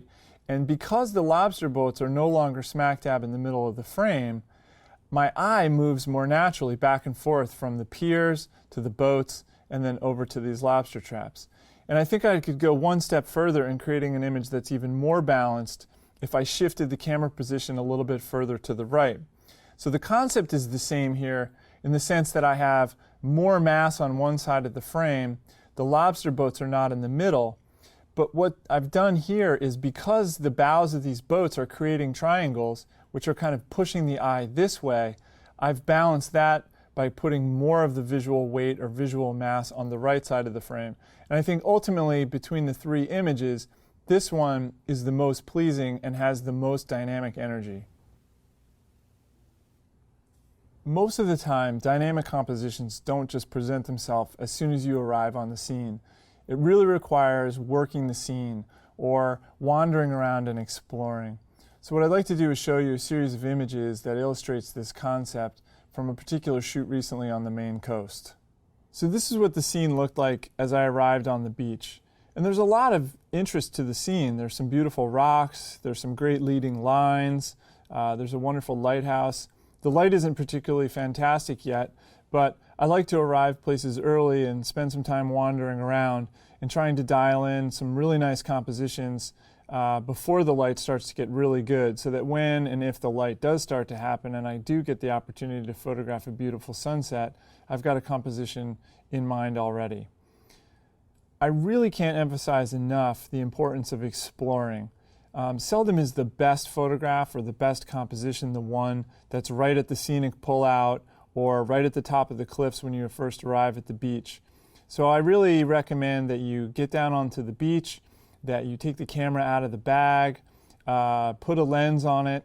It almost doesn't matter which lens at first, and just spend some time exploring and getting to know the place. Look for interesting foreground, look for things that might work as leading lines, a place where the waves are particularly interesting, and then start to work some of those techniques that we've already talked about.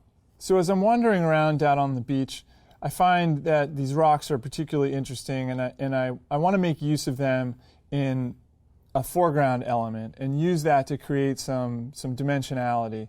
So one of the things to keep in mind when using wide-angle lenses is that when we get close to the foreground element, it exaggerates the size relative to the background. So in this particular scene, I've got big in-your-face rocks with some nice leading lines, but unfortunately, the lighthouse in the background has become very, very small and is almost insignificant in the frame.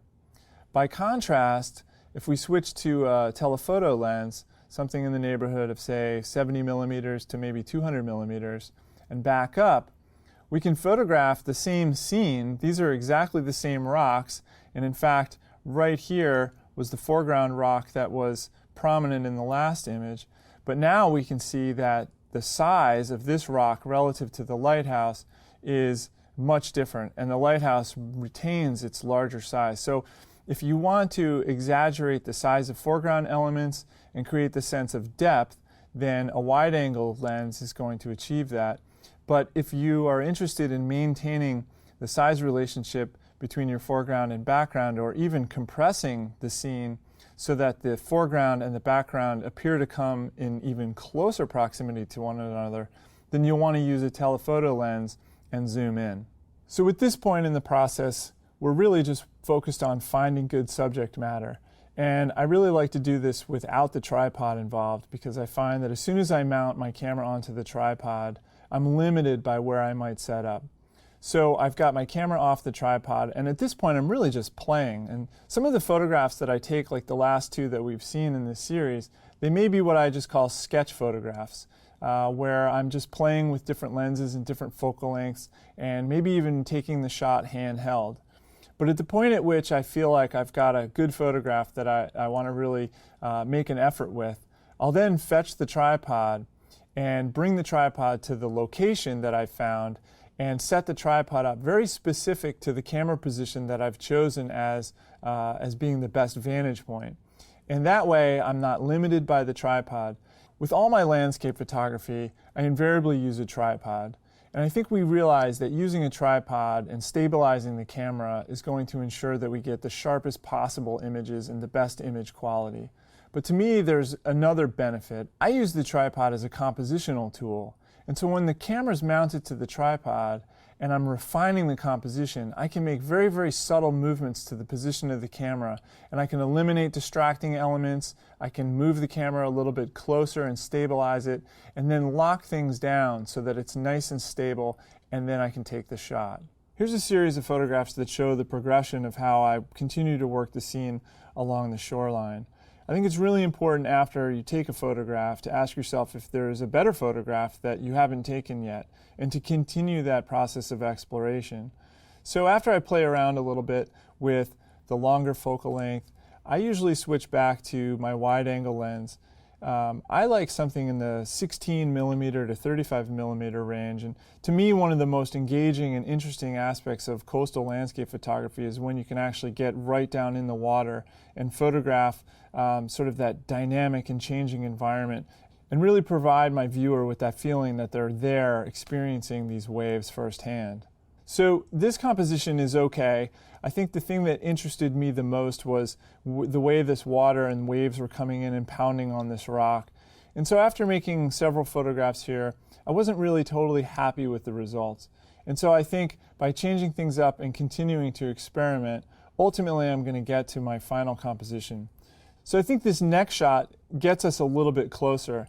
I feel like there's a better balance, there's better visual flow. I think the foreground ultimately is much prettier and engaging, but I still feel like there's a better shot here. And for me, it's switching to the vertical orientation. And to me, this image in the sequence is by far the strongest. It has a wonderful foreground. The way these waves are receding and creating this beautiful arcing line, which then continues to bring the eye out into the midground. I've got this wonderful point of interest and contrast here in the lower left-hand corner, which actually counterpoints or balances this small lighthouse out in the distance. And I like the way the smaller amounts of rocks on the sides, which form this triangle, help to draw the eye and actually frame the water. And then as icing on the cake, the fact that this cloud is sitting exactly where it is, directly over the opening between the rocks and almost directly above this rock, I think makes for the most dynamic composition. Now, had I not spent the time wandering around and experimenting with different positions, getting in close, backing up, changing lenses, and continually striving to find the more compelling image, I would have never ended up with what I feel like is a pretty satisfying shot. So to recap, in this lesson we looked at what it means to have a dynamic composition and some strategies in working the scene in order to get it. So your homework assignment for this lesson is to photograph a scene, but work the scene. I want you to take at least 10 different photographs of that same scene. Experiment with different perspectives, try getting down low, maybe getting up high, as well as changing lenses. Try some wide-angle lenses in close, and maybe also some telephoto lenses from a little further away. So coming up, since waves are such a big part of coastal landscape photography, we'll take a look at some different ways of capturing motion in our waves and how to alter our shutter speed to achieve this effect.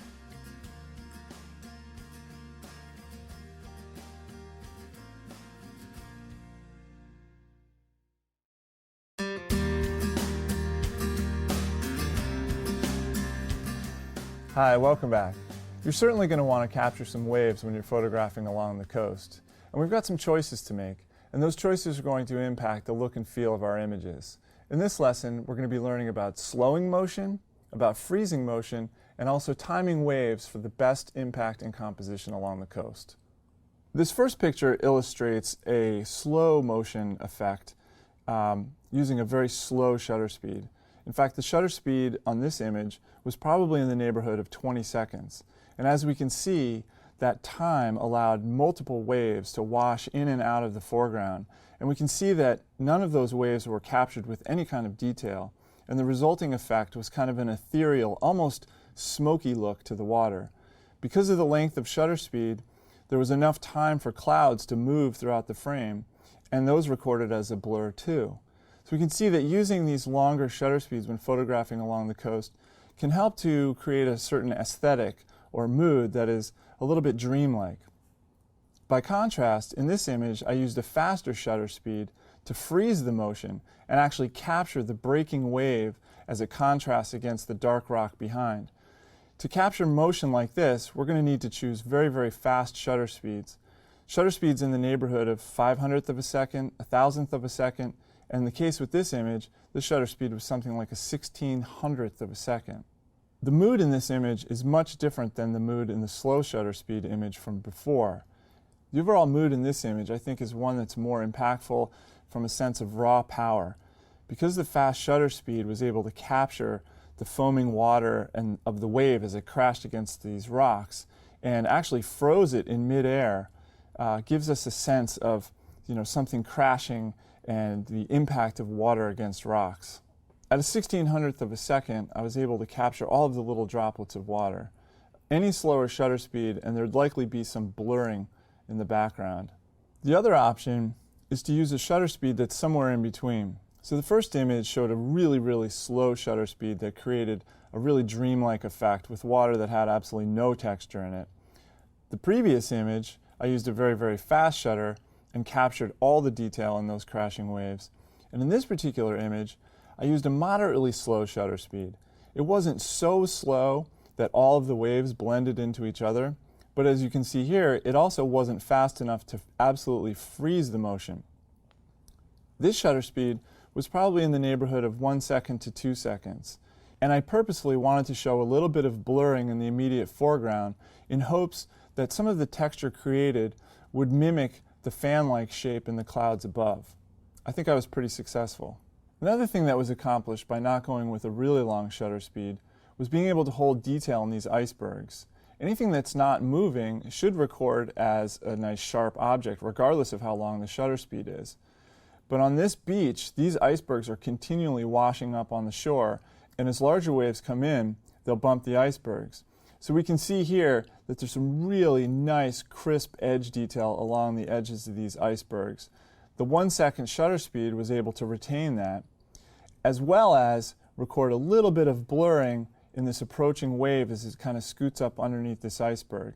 And I really love the way this fan shape kind of mimics this cloud, and for me it really makes the shot. This wouldn't have been achieved if I had gone with a 30-second or a 20-second long shutter speed. When I'm photographing along the coast, I don't have any preconceived notion of the exact shutter speed that I'm going to use. Instead, I let it be dictated by the scene and the composition, the amount of water and the wave action, as well as the light.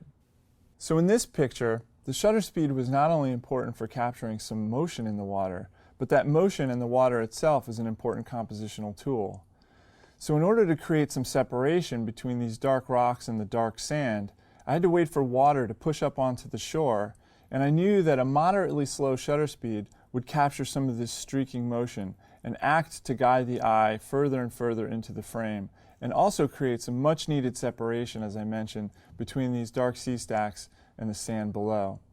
So let's dig into some examples and some techniques for how we can control the shutter speed while we're on location. As you probably know, there are 4 variables in any given photo situation: the amount of light present in the scene, the aperture that we've chosen, the shutter speed, as well as the ISO. And we have control over 3 of those variables. And to some degree, we can control the amount of light in the scene by when we choose to go out and photograph. So I want to show you a series of images from start to finish and some of the choices I made to arrive at the various shutter speeds. So in this particular image, I've set up my tripod, I've determined the composition, and I'm really liking the way the waves are crashing into this rocky shore. I've decided that for my depth of field, f11 is going to be a good option. And as a general rule of thumb, for the maximum image quality and the best quality that I can get out of any given lens, I find that the sharpest apertures are in the range of f5.6 to f11. Now for most landscape photography, where you've got a near to far relationship, f11 is going to be required for depth of field. So in this particular shot, I've set it up at f11, I've focused on those foreground boulders, and I'm also using an ISO of 100, and that's the native ISO for my camera. It's also the sharpest or best quality ISO, so that's usually my starting point.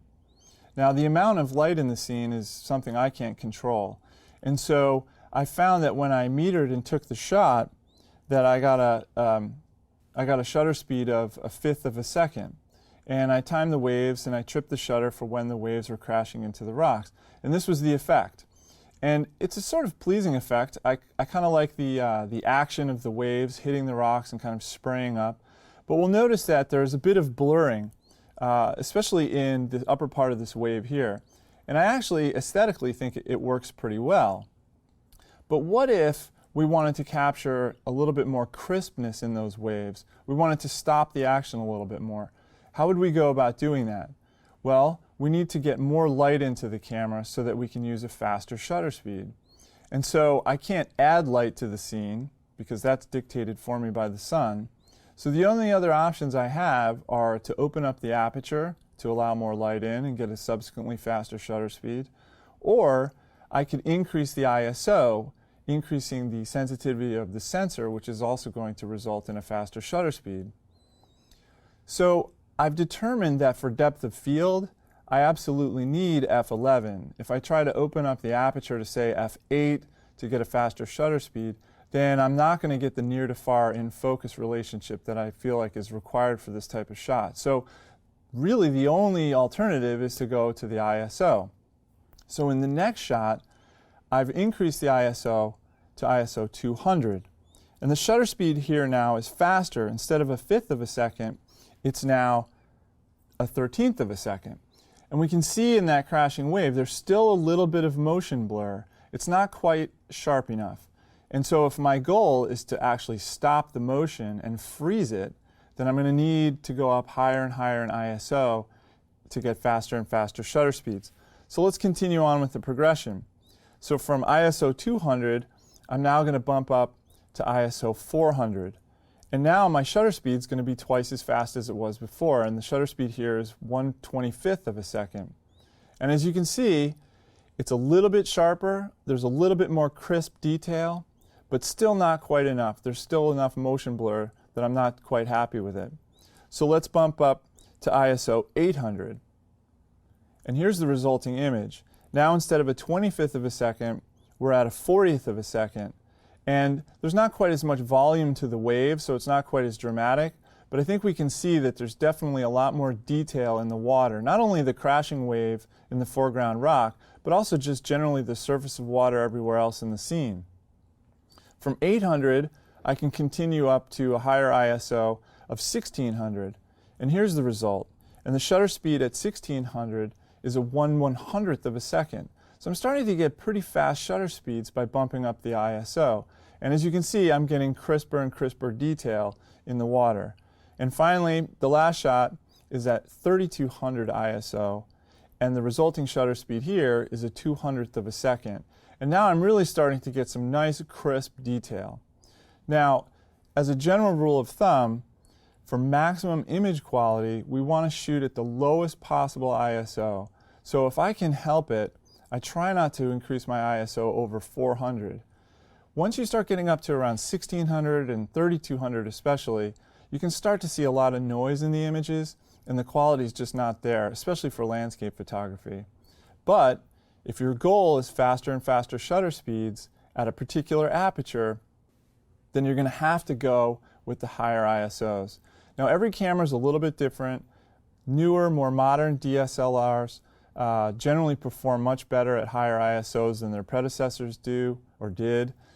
So you're really going to want to test your particular camera at all of the ISOs available in order to find out where the image quality is just not acceptable to you. And then you know as a general rule of thumb that you don't want to go higher than that.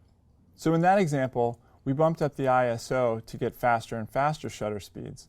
In this next example, let's look at how we would achieve slower shutter speeds if that was the look that we wanted to achieve. So this was the image that we started with a moment ago, where we had the base exposure settings and the aperture was f11 for depth of field. The ISO was at 100, which is the native ISO for my camera, and provides very good image quality. And the shutter speed was a fifth of a second. Now, I generally like this look. I like the streaking in the water. But let's suppose that the look I was after required a slower and slower shutter speed, and I wanted to get more and more blurring in the water. So how would I go about doing that? Well, now, instead of getting more light into the camera for a faster shutter speed, we want to reduce the amount of light entering the camera to get a slower shutter speed. So the first option I have is to decrease my ISO. Now on my camera, I can set through custom function a slower than 100 ISO. So I'm going to bump this down to a 50 ISO, and what that does is it doubles the length of my exposure time. So now at a 50 set for ISO, I've got 4/10 of a second as a shutter speed, so roughly a half of a second. And we can see that there's a lot more blurring going on. So now, at this point, if I want to get a slower and slower shutter speed, I can't reduce the ISO anymore. I'm maxed out, or bottomed out, I guess, at 50. So in order to reduce the amount of light entering the camera, my next option is going to be to change the aperture. Now, I was at f11, and that was giving me an appropriate amount of depth of field. So I've got a little bit more room to play with as far as the aperture. So I'm actually going to close down the aperture or stop down the lens from f11 to f16. And I'll still get the proper depth of field, but what I'll do is decrease the amount of light. This next image was shot at f16 at an ISO of 50, and the shutter speed is 1 second. Now we can see there's a huge difference between this image and the previous image. So when the shutter's open for that full second, that water not only hits the rock, but flows past the rock and fills the foreground and is very, very blurry. So let's suppose that I want to continue this process and go with slower and slower shutter speeds. So I'm still at ISO 50, which is the bottom for my camera. And now I'm going to stop down the lens further to f22. And that gives me a 2-second exposure. And we can see that I'm getting a lot of blurring going on. In fact, so much blurring that it's really starting to fill the foreground with a lot of white foam and sort of frothy water. And there's a lot of blurring going on in the rest of the frame as well, as the water's concerned. So that's at 2 seconds. Now, on this lens, that's the smallest aperture I've got. So I can't reduce the amount of sunlight there is unless I wait it out and the sun actually goes down and there's less light. I've got the smallest aperture at f22 and the lowest ISO at 50. So now the only way that I can actually reduce light entering the camera is to use some kind of filter over the front of my lens. So the first filter that I might choose is a polarizing filter. And this is a choice that I would have made earlier in the process for aesthetic reasons, as I mentioned in a previous lesson, to remove maybe some of the glare or intensify some of the blues in the sky. So when I put a polarizer on this scene, and I'm going to actually go back to f11, because just a word of caution, the smaller apertures like f22 and f16, while they give you maximum depth of field, they also enter into the equation diffraction. And diffraction can contribute to some loss in image quality. So if you can avoid those smallest apertures like f22 and f16, that's advisable.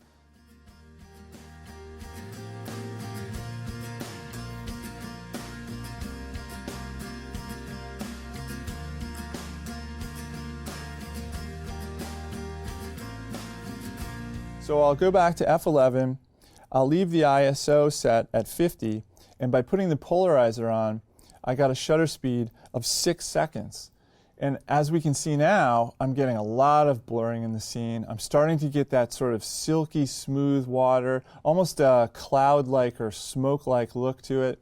And the mood of the image is changing substantially.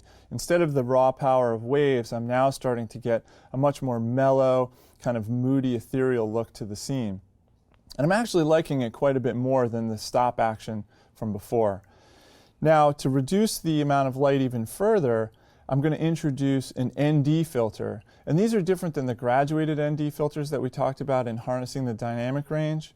These are actually going to just be 100% shaded or dense filters that reduce the amount of light entering the camera. So for this next shot, I put on a 5-stop ND filter, and I moved my ISO back to 100, and I left the aperture at f11 for maximum image quality. And the resulting shutter speed is 205 seconds. And now look at the look. This is an absolutely otherworldly look. It's almost foreign to me. And from an artistic standpoint, I really enjoy these kinds of images because most people never see the world or see the coast like this. And for me, part of photography is providing some kind of illusion and some kind of, or harnessing some of the magic that we see in the natural world. And for me, this look is very appealing. I would say that most of the time, I prefer to record wave action with some amount of blur. I feel like stopping the action is almost less natural looking than allowing the moving water to blur a little bit, because we know that if we've ever spent time by the coast, the water is never absolutely still unless it's frozen and ice. So there's always a little bit of movement. And I feel like by introducing some blur into the scene, we provide that sense of movement a little bit better.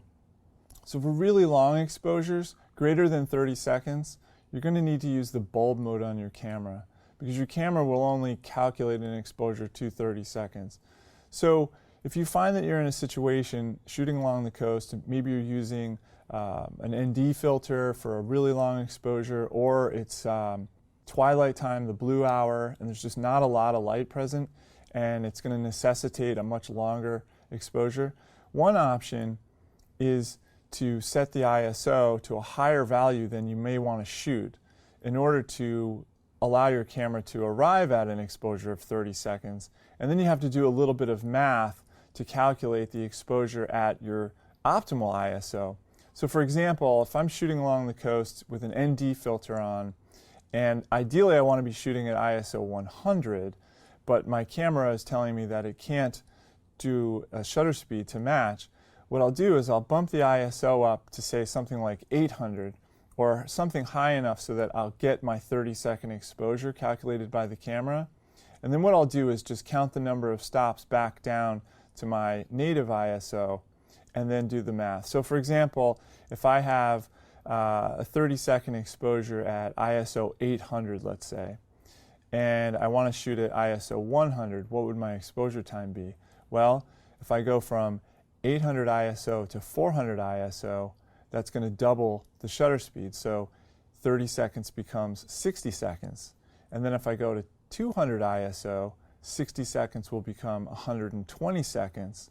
And then from 200 to 100, the time will be 240 seconds. So a full 4 minutes. So now that I know the time, I can go ahead and take the shot on bulb mode. Now to do this, you're going to need to use a cable release because you have to actually lock the shutter open.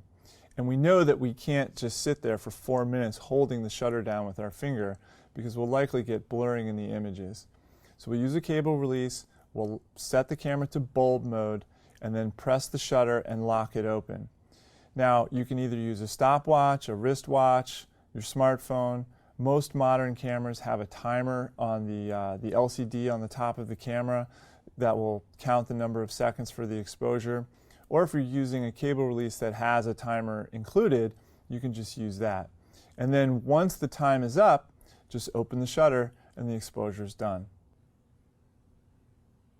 Another really important aspect of getting the right wave action in our coastal images is learning to time the wave.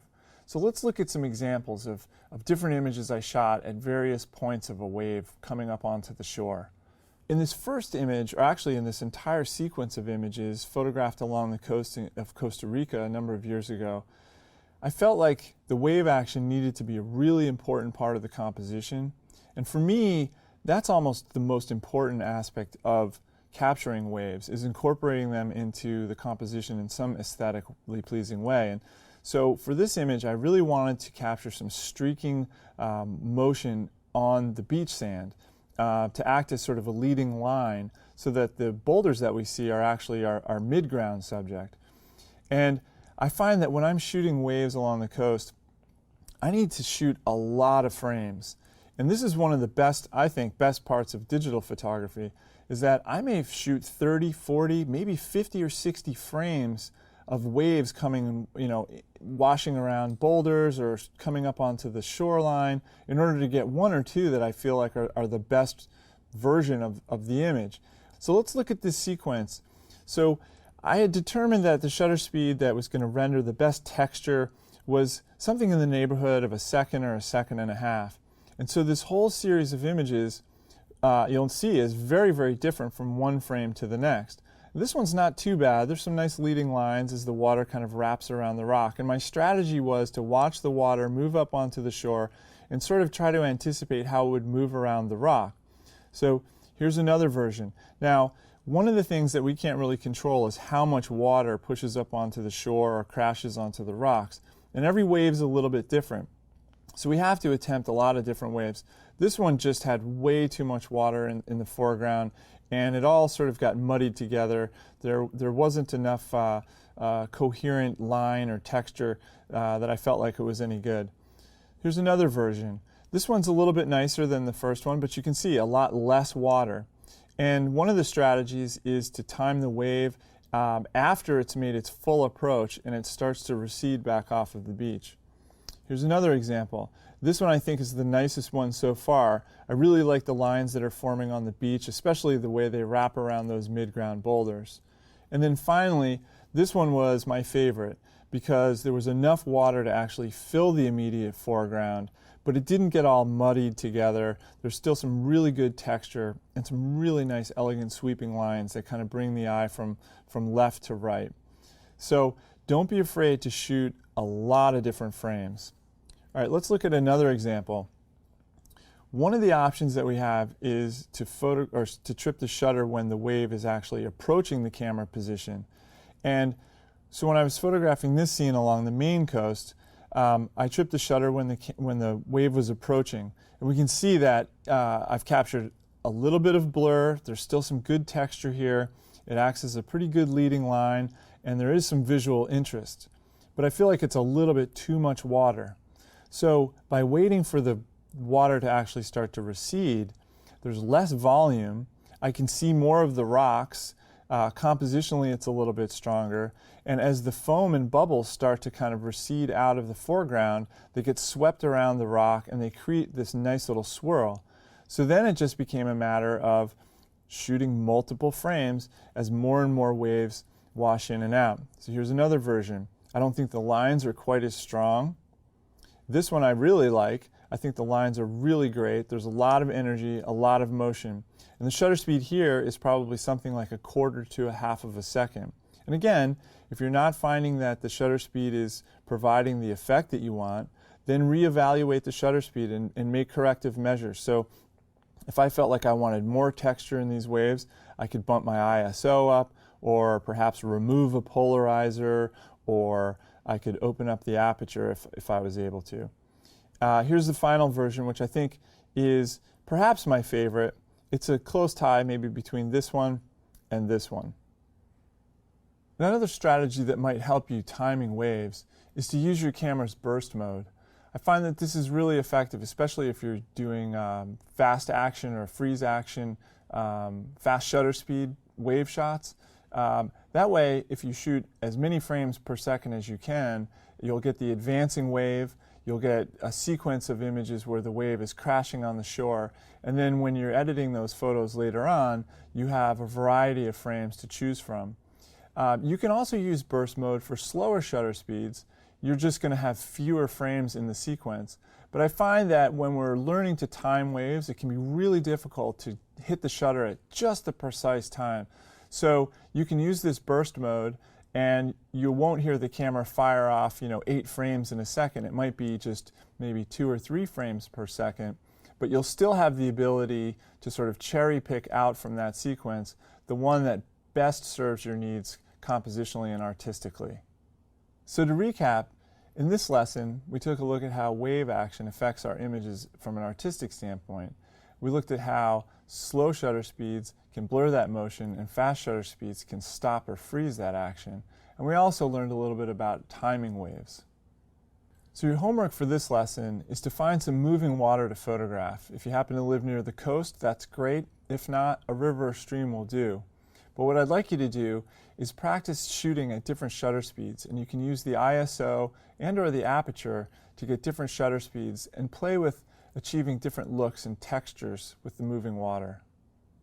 So up next, you and your gear can take quite a beating when you're photographing along the coast. So in the next lesson, we'll take a look at some tips and strategies for keeping yourself safe and keeping your gear protected.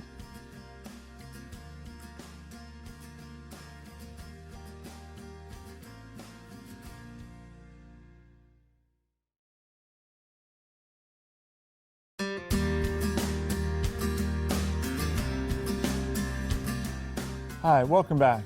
Photographing along the coast can be risky business.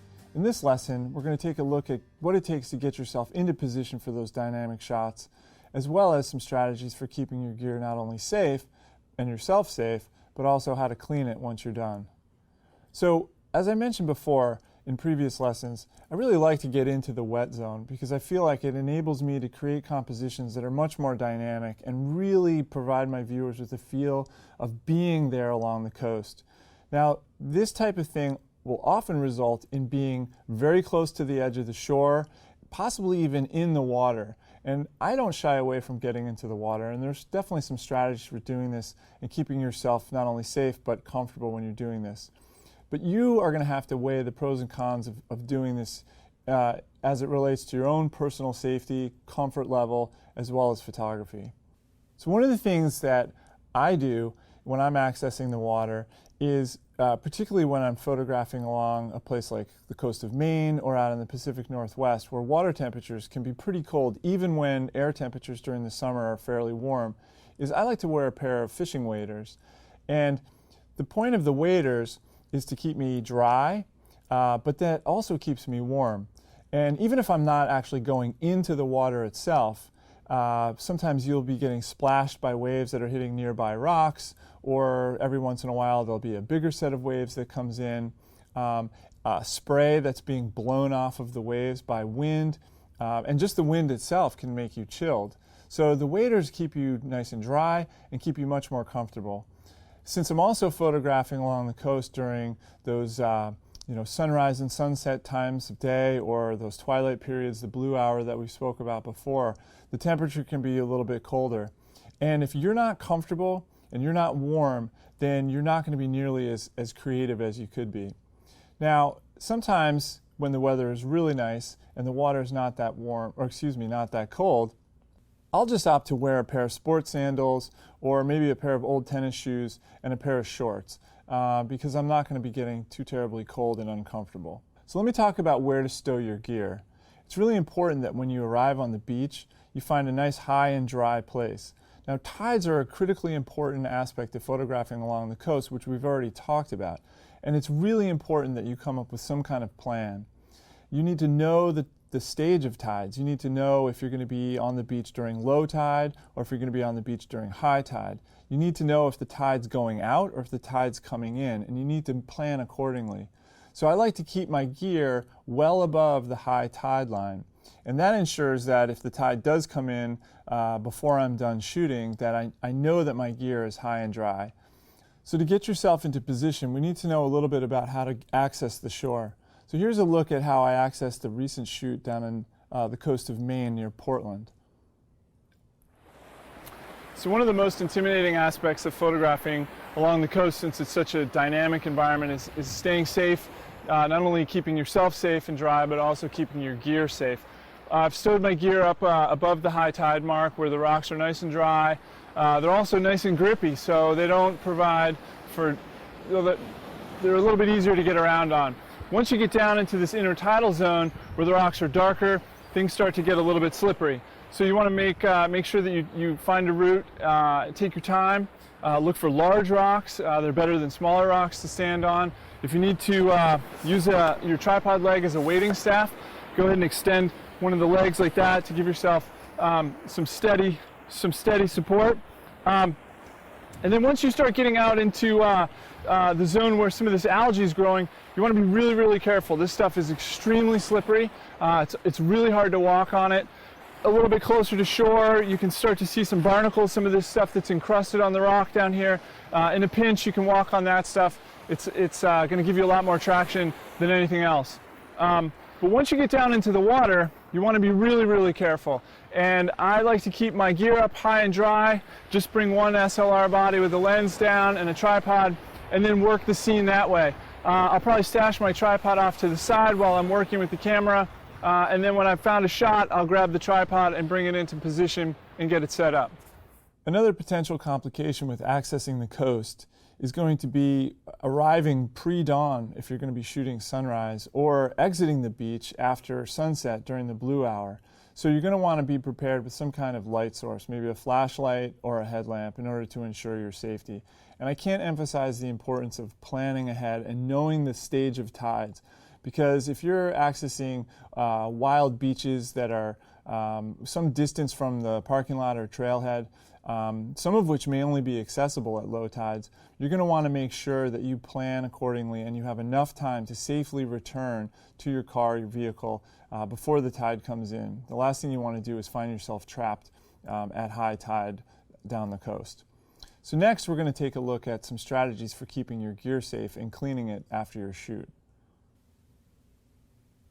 So when we're working in the wet zone, creating these dynamic seascapes, it's inevitable that we're going to sometimes get a little bit of water splashing on our camera or on the front element of the lens or even on the filters that we've got attached.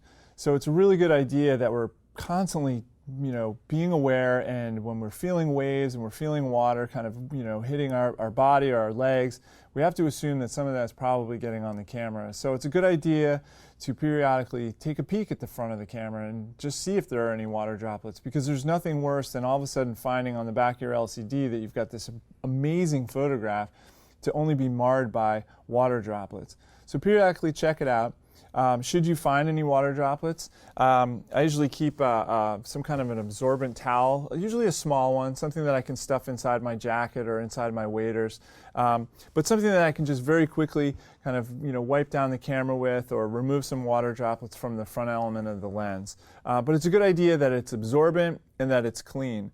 And after you're done shooting along the coast, probably going to want to swap that towel out, at least get it out of your bag. Make sure you throw it in the washer and dryer so that you're starting each session with a clean one. Another really critical aspect of working in the wet zone is just being aware. When I'm photographing, I have a tendency to get completely lost in thought and sometimes lose awareness of what's going on around me. When we're working in that dynamic zone where there's waves crashing in and out, we really have to pay attention, because the waves for 10 or 15 minutes may seem pretty calm and mellow, and then all of a sudden a rogue wave comes out of nowhere, which is twice as big, and winds up pounding into you, potentially knocking you over, getting you wet, or worse yet, swamping your camera. When I was recently shooting along the Maine coast, the waves weren't that bad, and I was totally unaware of a cruise ship passing into the harbor. And about 15 minutes later, when when the waves created by the wake from the cruise ship actually reached the shore, I was all of a sudden starting to get a little nervous about the size of these waves. So you really got to pay attention. If the camera does get swamped, the first thing you want to do is not panic. Get the camera out of the water, make sure that you're high and dry and safe, and then make sure that the camera's switched off. Right after that, you're going to want to make sure that you take the battery out as well as your memory card. Your memory card should be fine, and you should be able to retrieve any of the images that are on it.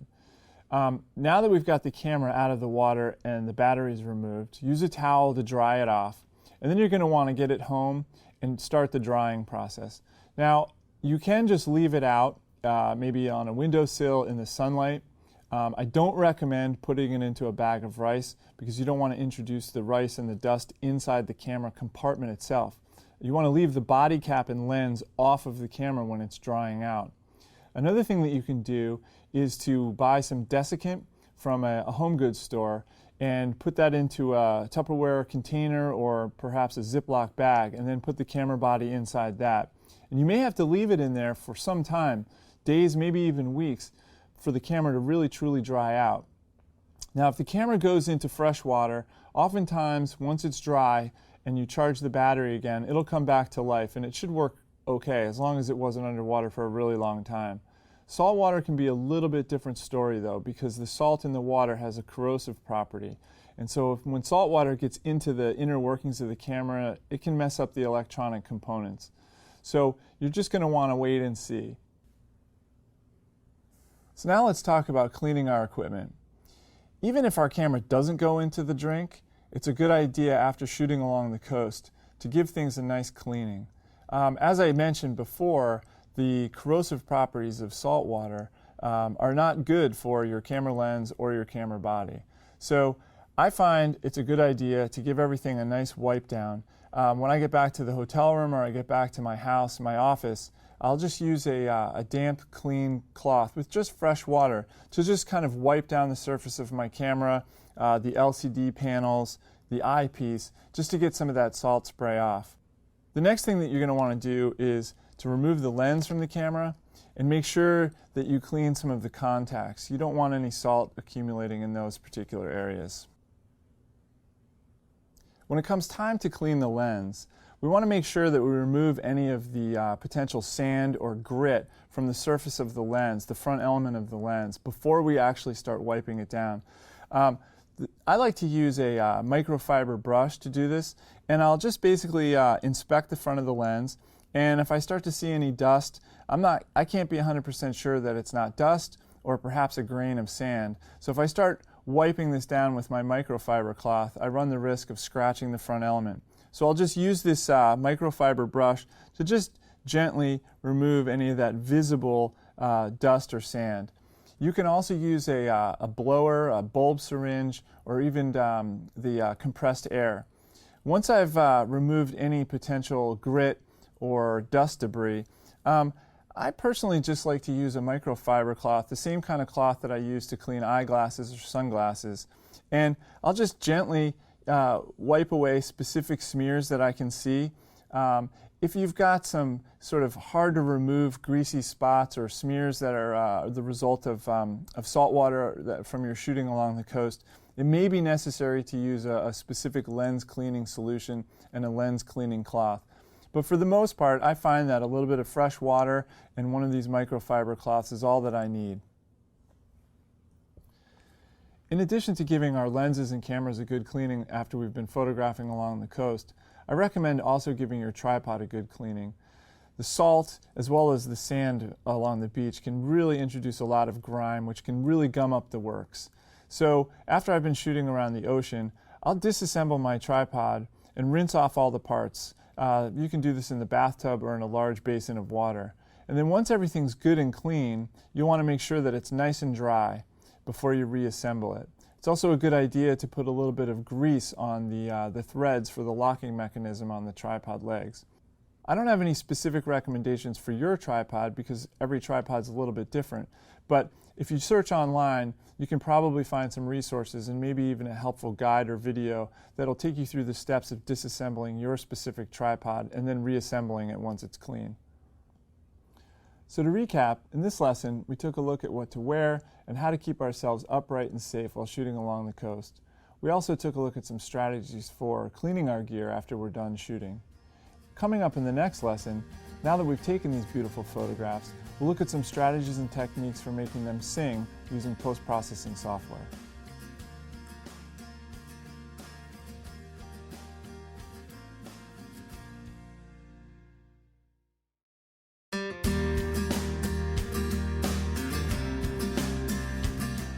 Hi, welcome back. Photographing along the coast can be risky business. In this lesson, we're going to take a look at what it takes to get yourself into position for those dynamic shots, as well as some strategies for keeping your gear not only safe and yourself safe, but also how to clean it once you're done. So, as I mentioned before in previous lessons, I really like to get into the wet zone because I feel like it enables me to create compositions that are much more dynamic and really provide my viewers with a feel of being there along the coast. Now, this type of thing will often result in being very close to the edge of the shore, possibly even in the water. And I don't shy away from getting into the water, and there's definitely some strategies for doing this and keeping yourself not only safe but comfortable when you're doing this. But you are going to have to weigh the pros and cons of doing this as it relates to your own personal safety, comfort level, as well as photography. So one of the things that I do when I'm accessing the water is, particularly when I'm photographing along a place like the coast of Maine or out in the Pacific Northwest, where water temperatures can be pretty cold, even when air temperatures during the summer are fairly warm, is I like to wear a pair of fishing waders. And the point of the waders is to keep me dry, but that also keeps me warm. And even if I'm not actually going into the water itself, sometimes you'll be getting splashed by waves that are hitting nearby rocks, or every once in a while there'll be a bigger set of waves that comes in, spray that's being blown off of the waves by wind, and just the wind itself can make you chilled. So the waders keep you nice and dry and keep you much more comfortable. Since I'm also photographing along the coast during those sunrise and sunset times of day, or those twilight periods, the blue hour that we spoke about before, the temperature can be a little bit colder. And if you're not comfortable and you're not warm, then you're not going to be nearly as creative as you could be. Now, sometimes when the weather is really nice and the water is not that warm, or not that cold, I'll just opt to wear a pair of sports sandals or maybe a pair of old tennis shoes and a pair of shorts because I'm not going to be getting too terribly cold and uncomfortable. So let me talk about where to stow your gear. It's really important that when you arrive on the beach, you find a nice high and dry place. Now, tides are a critically important aspect of photographing along the coast, which we've already talked about. And it's really important that you come up with some kind of plan. You need to know the stage of tides. You need to know if you're going to be on the beach during low tide or if you're going to be on the beach during high tide. You need to know if the tide's going out or if the tide's coming in, and you need to plan accordingly. So I like to keep my gear well above the high tide line. And that ensures that if the tide does come in before I'm done shooting, that I know that my gear is high and dry. So to get yourself into position, we need to know a little bit about how to access the shore. So here's a look at how I accessed a recent shoot down in the coast of Maine near Portland. So one of the most intimidating aspects of photographing along the coast, since it's such a dynamic environment, is staying safe, not only keeping yourself safe and dry, but also keeping your gear safe. I've stowed my gear up above the high tide mark where the rocks are nice and dry. They're also nice and grippy, so they don't provide for, they're a little bit easier to get around on. Once you get down into this intertidal zone where the rocks are darker, things start to get a little bit slippery. So you want to make sure that you find a route, take your time, look for large rocks. They're better than smaller rocks to stand on. If you need to use your tripod leg as a weighting staff, go ahead and extend one of the legs like that to give yourself some steady support. And then once you start getting out into the zone where some of this algae is growing, you want to be really, really careful. This stuff is extremely slippery. It's really hard to walk on it. A little bit closer to shore, you can start to see some barnacles, some of this stuff that's encrusted on the rock down here. In a pinch, you can walk on that stuff. It's going to give you a lot more traction than anything else. But once you get down into the water, you want to be really, really careful. And I like to keep my gear up high and dry, just bring one SLR body with the lens down and a tripod, and then work the scene that way. I'll probably stash my tripod off to the side while I'm working with the camera. And then when I've found a shot, I'll grab the tripod and bring it into position and get it set up. Another potential complication with accessing the coast is going to be arriving pre-dawn if you're going to be shooting sunrise, or exiting the beach after sunset during the blue hour. So you're going to want to be prepared with some kind of light source, maybe a flashlight or a headlamp, in order to ensure your safety. And I can't emphasize the importance of planning ahead and knowing the stage of tides. Because if you're accessing wild beaches that are some distance from the parking lot or trailhead, some of which may only be accessible at low tides, you're going to want to make sure that you plan accordingly and you have enough time to safely return to your car, your vehicle, before the tide comes in. The last thing you want to do is find yourself trapped at high tide down the coast. So next, we're going to take a look at some strategies for keeping your gear safe and cleaning it after your shoot. So when we're working in the wet zone, creating these dynamic seascapes, it's inevitable that we're going to sometimes get a little bit of water splashing on our camera or on the front element of the lens or even on the filters that we've got attached. So it's a really good idea that we're constantly, being aware, and when we're feeling waves and we're feeling water kind of, hitting our body or our legs, we have to assume that some of that's probably getting on the camera. So it's a good idea to periodically take a peek at the front of the camera and just see if there are any water droplets, because there's nothing worse than all of a sudden finding on the back of your LCD that you've got this amazing photograph to only be marred by water droplets. So periodically check it out.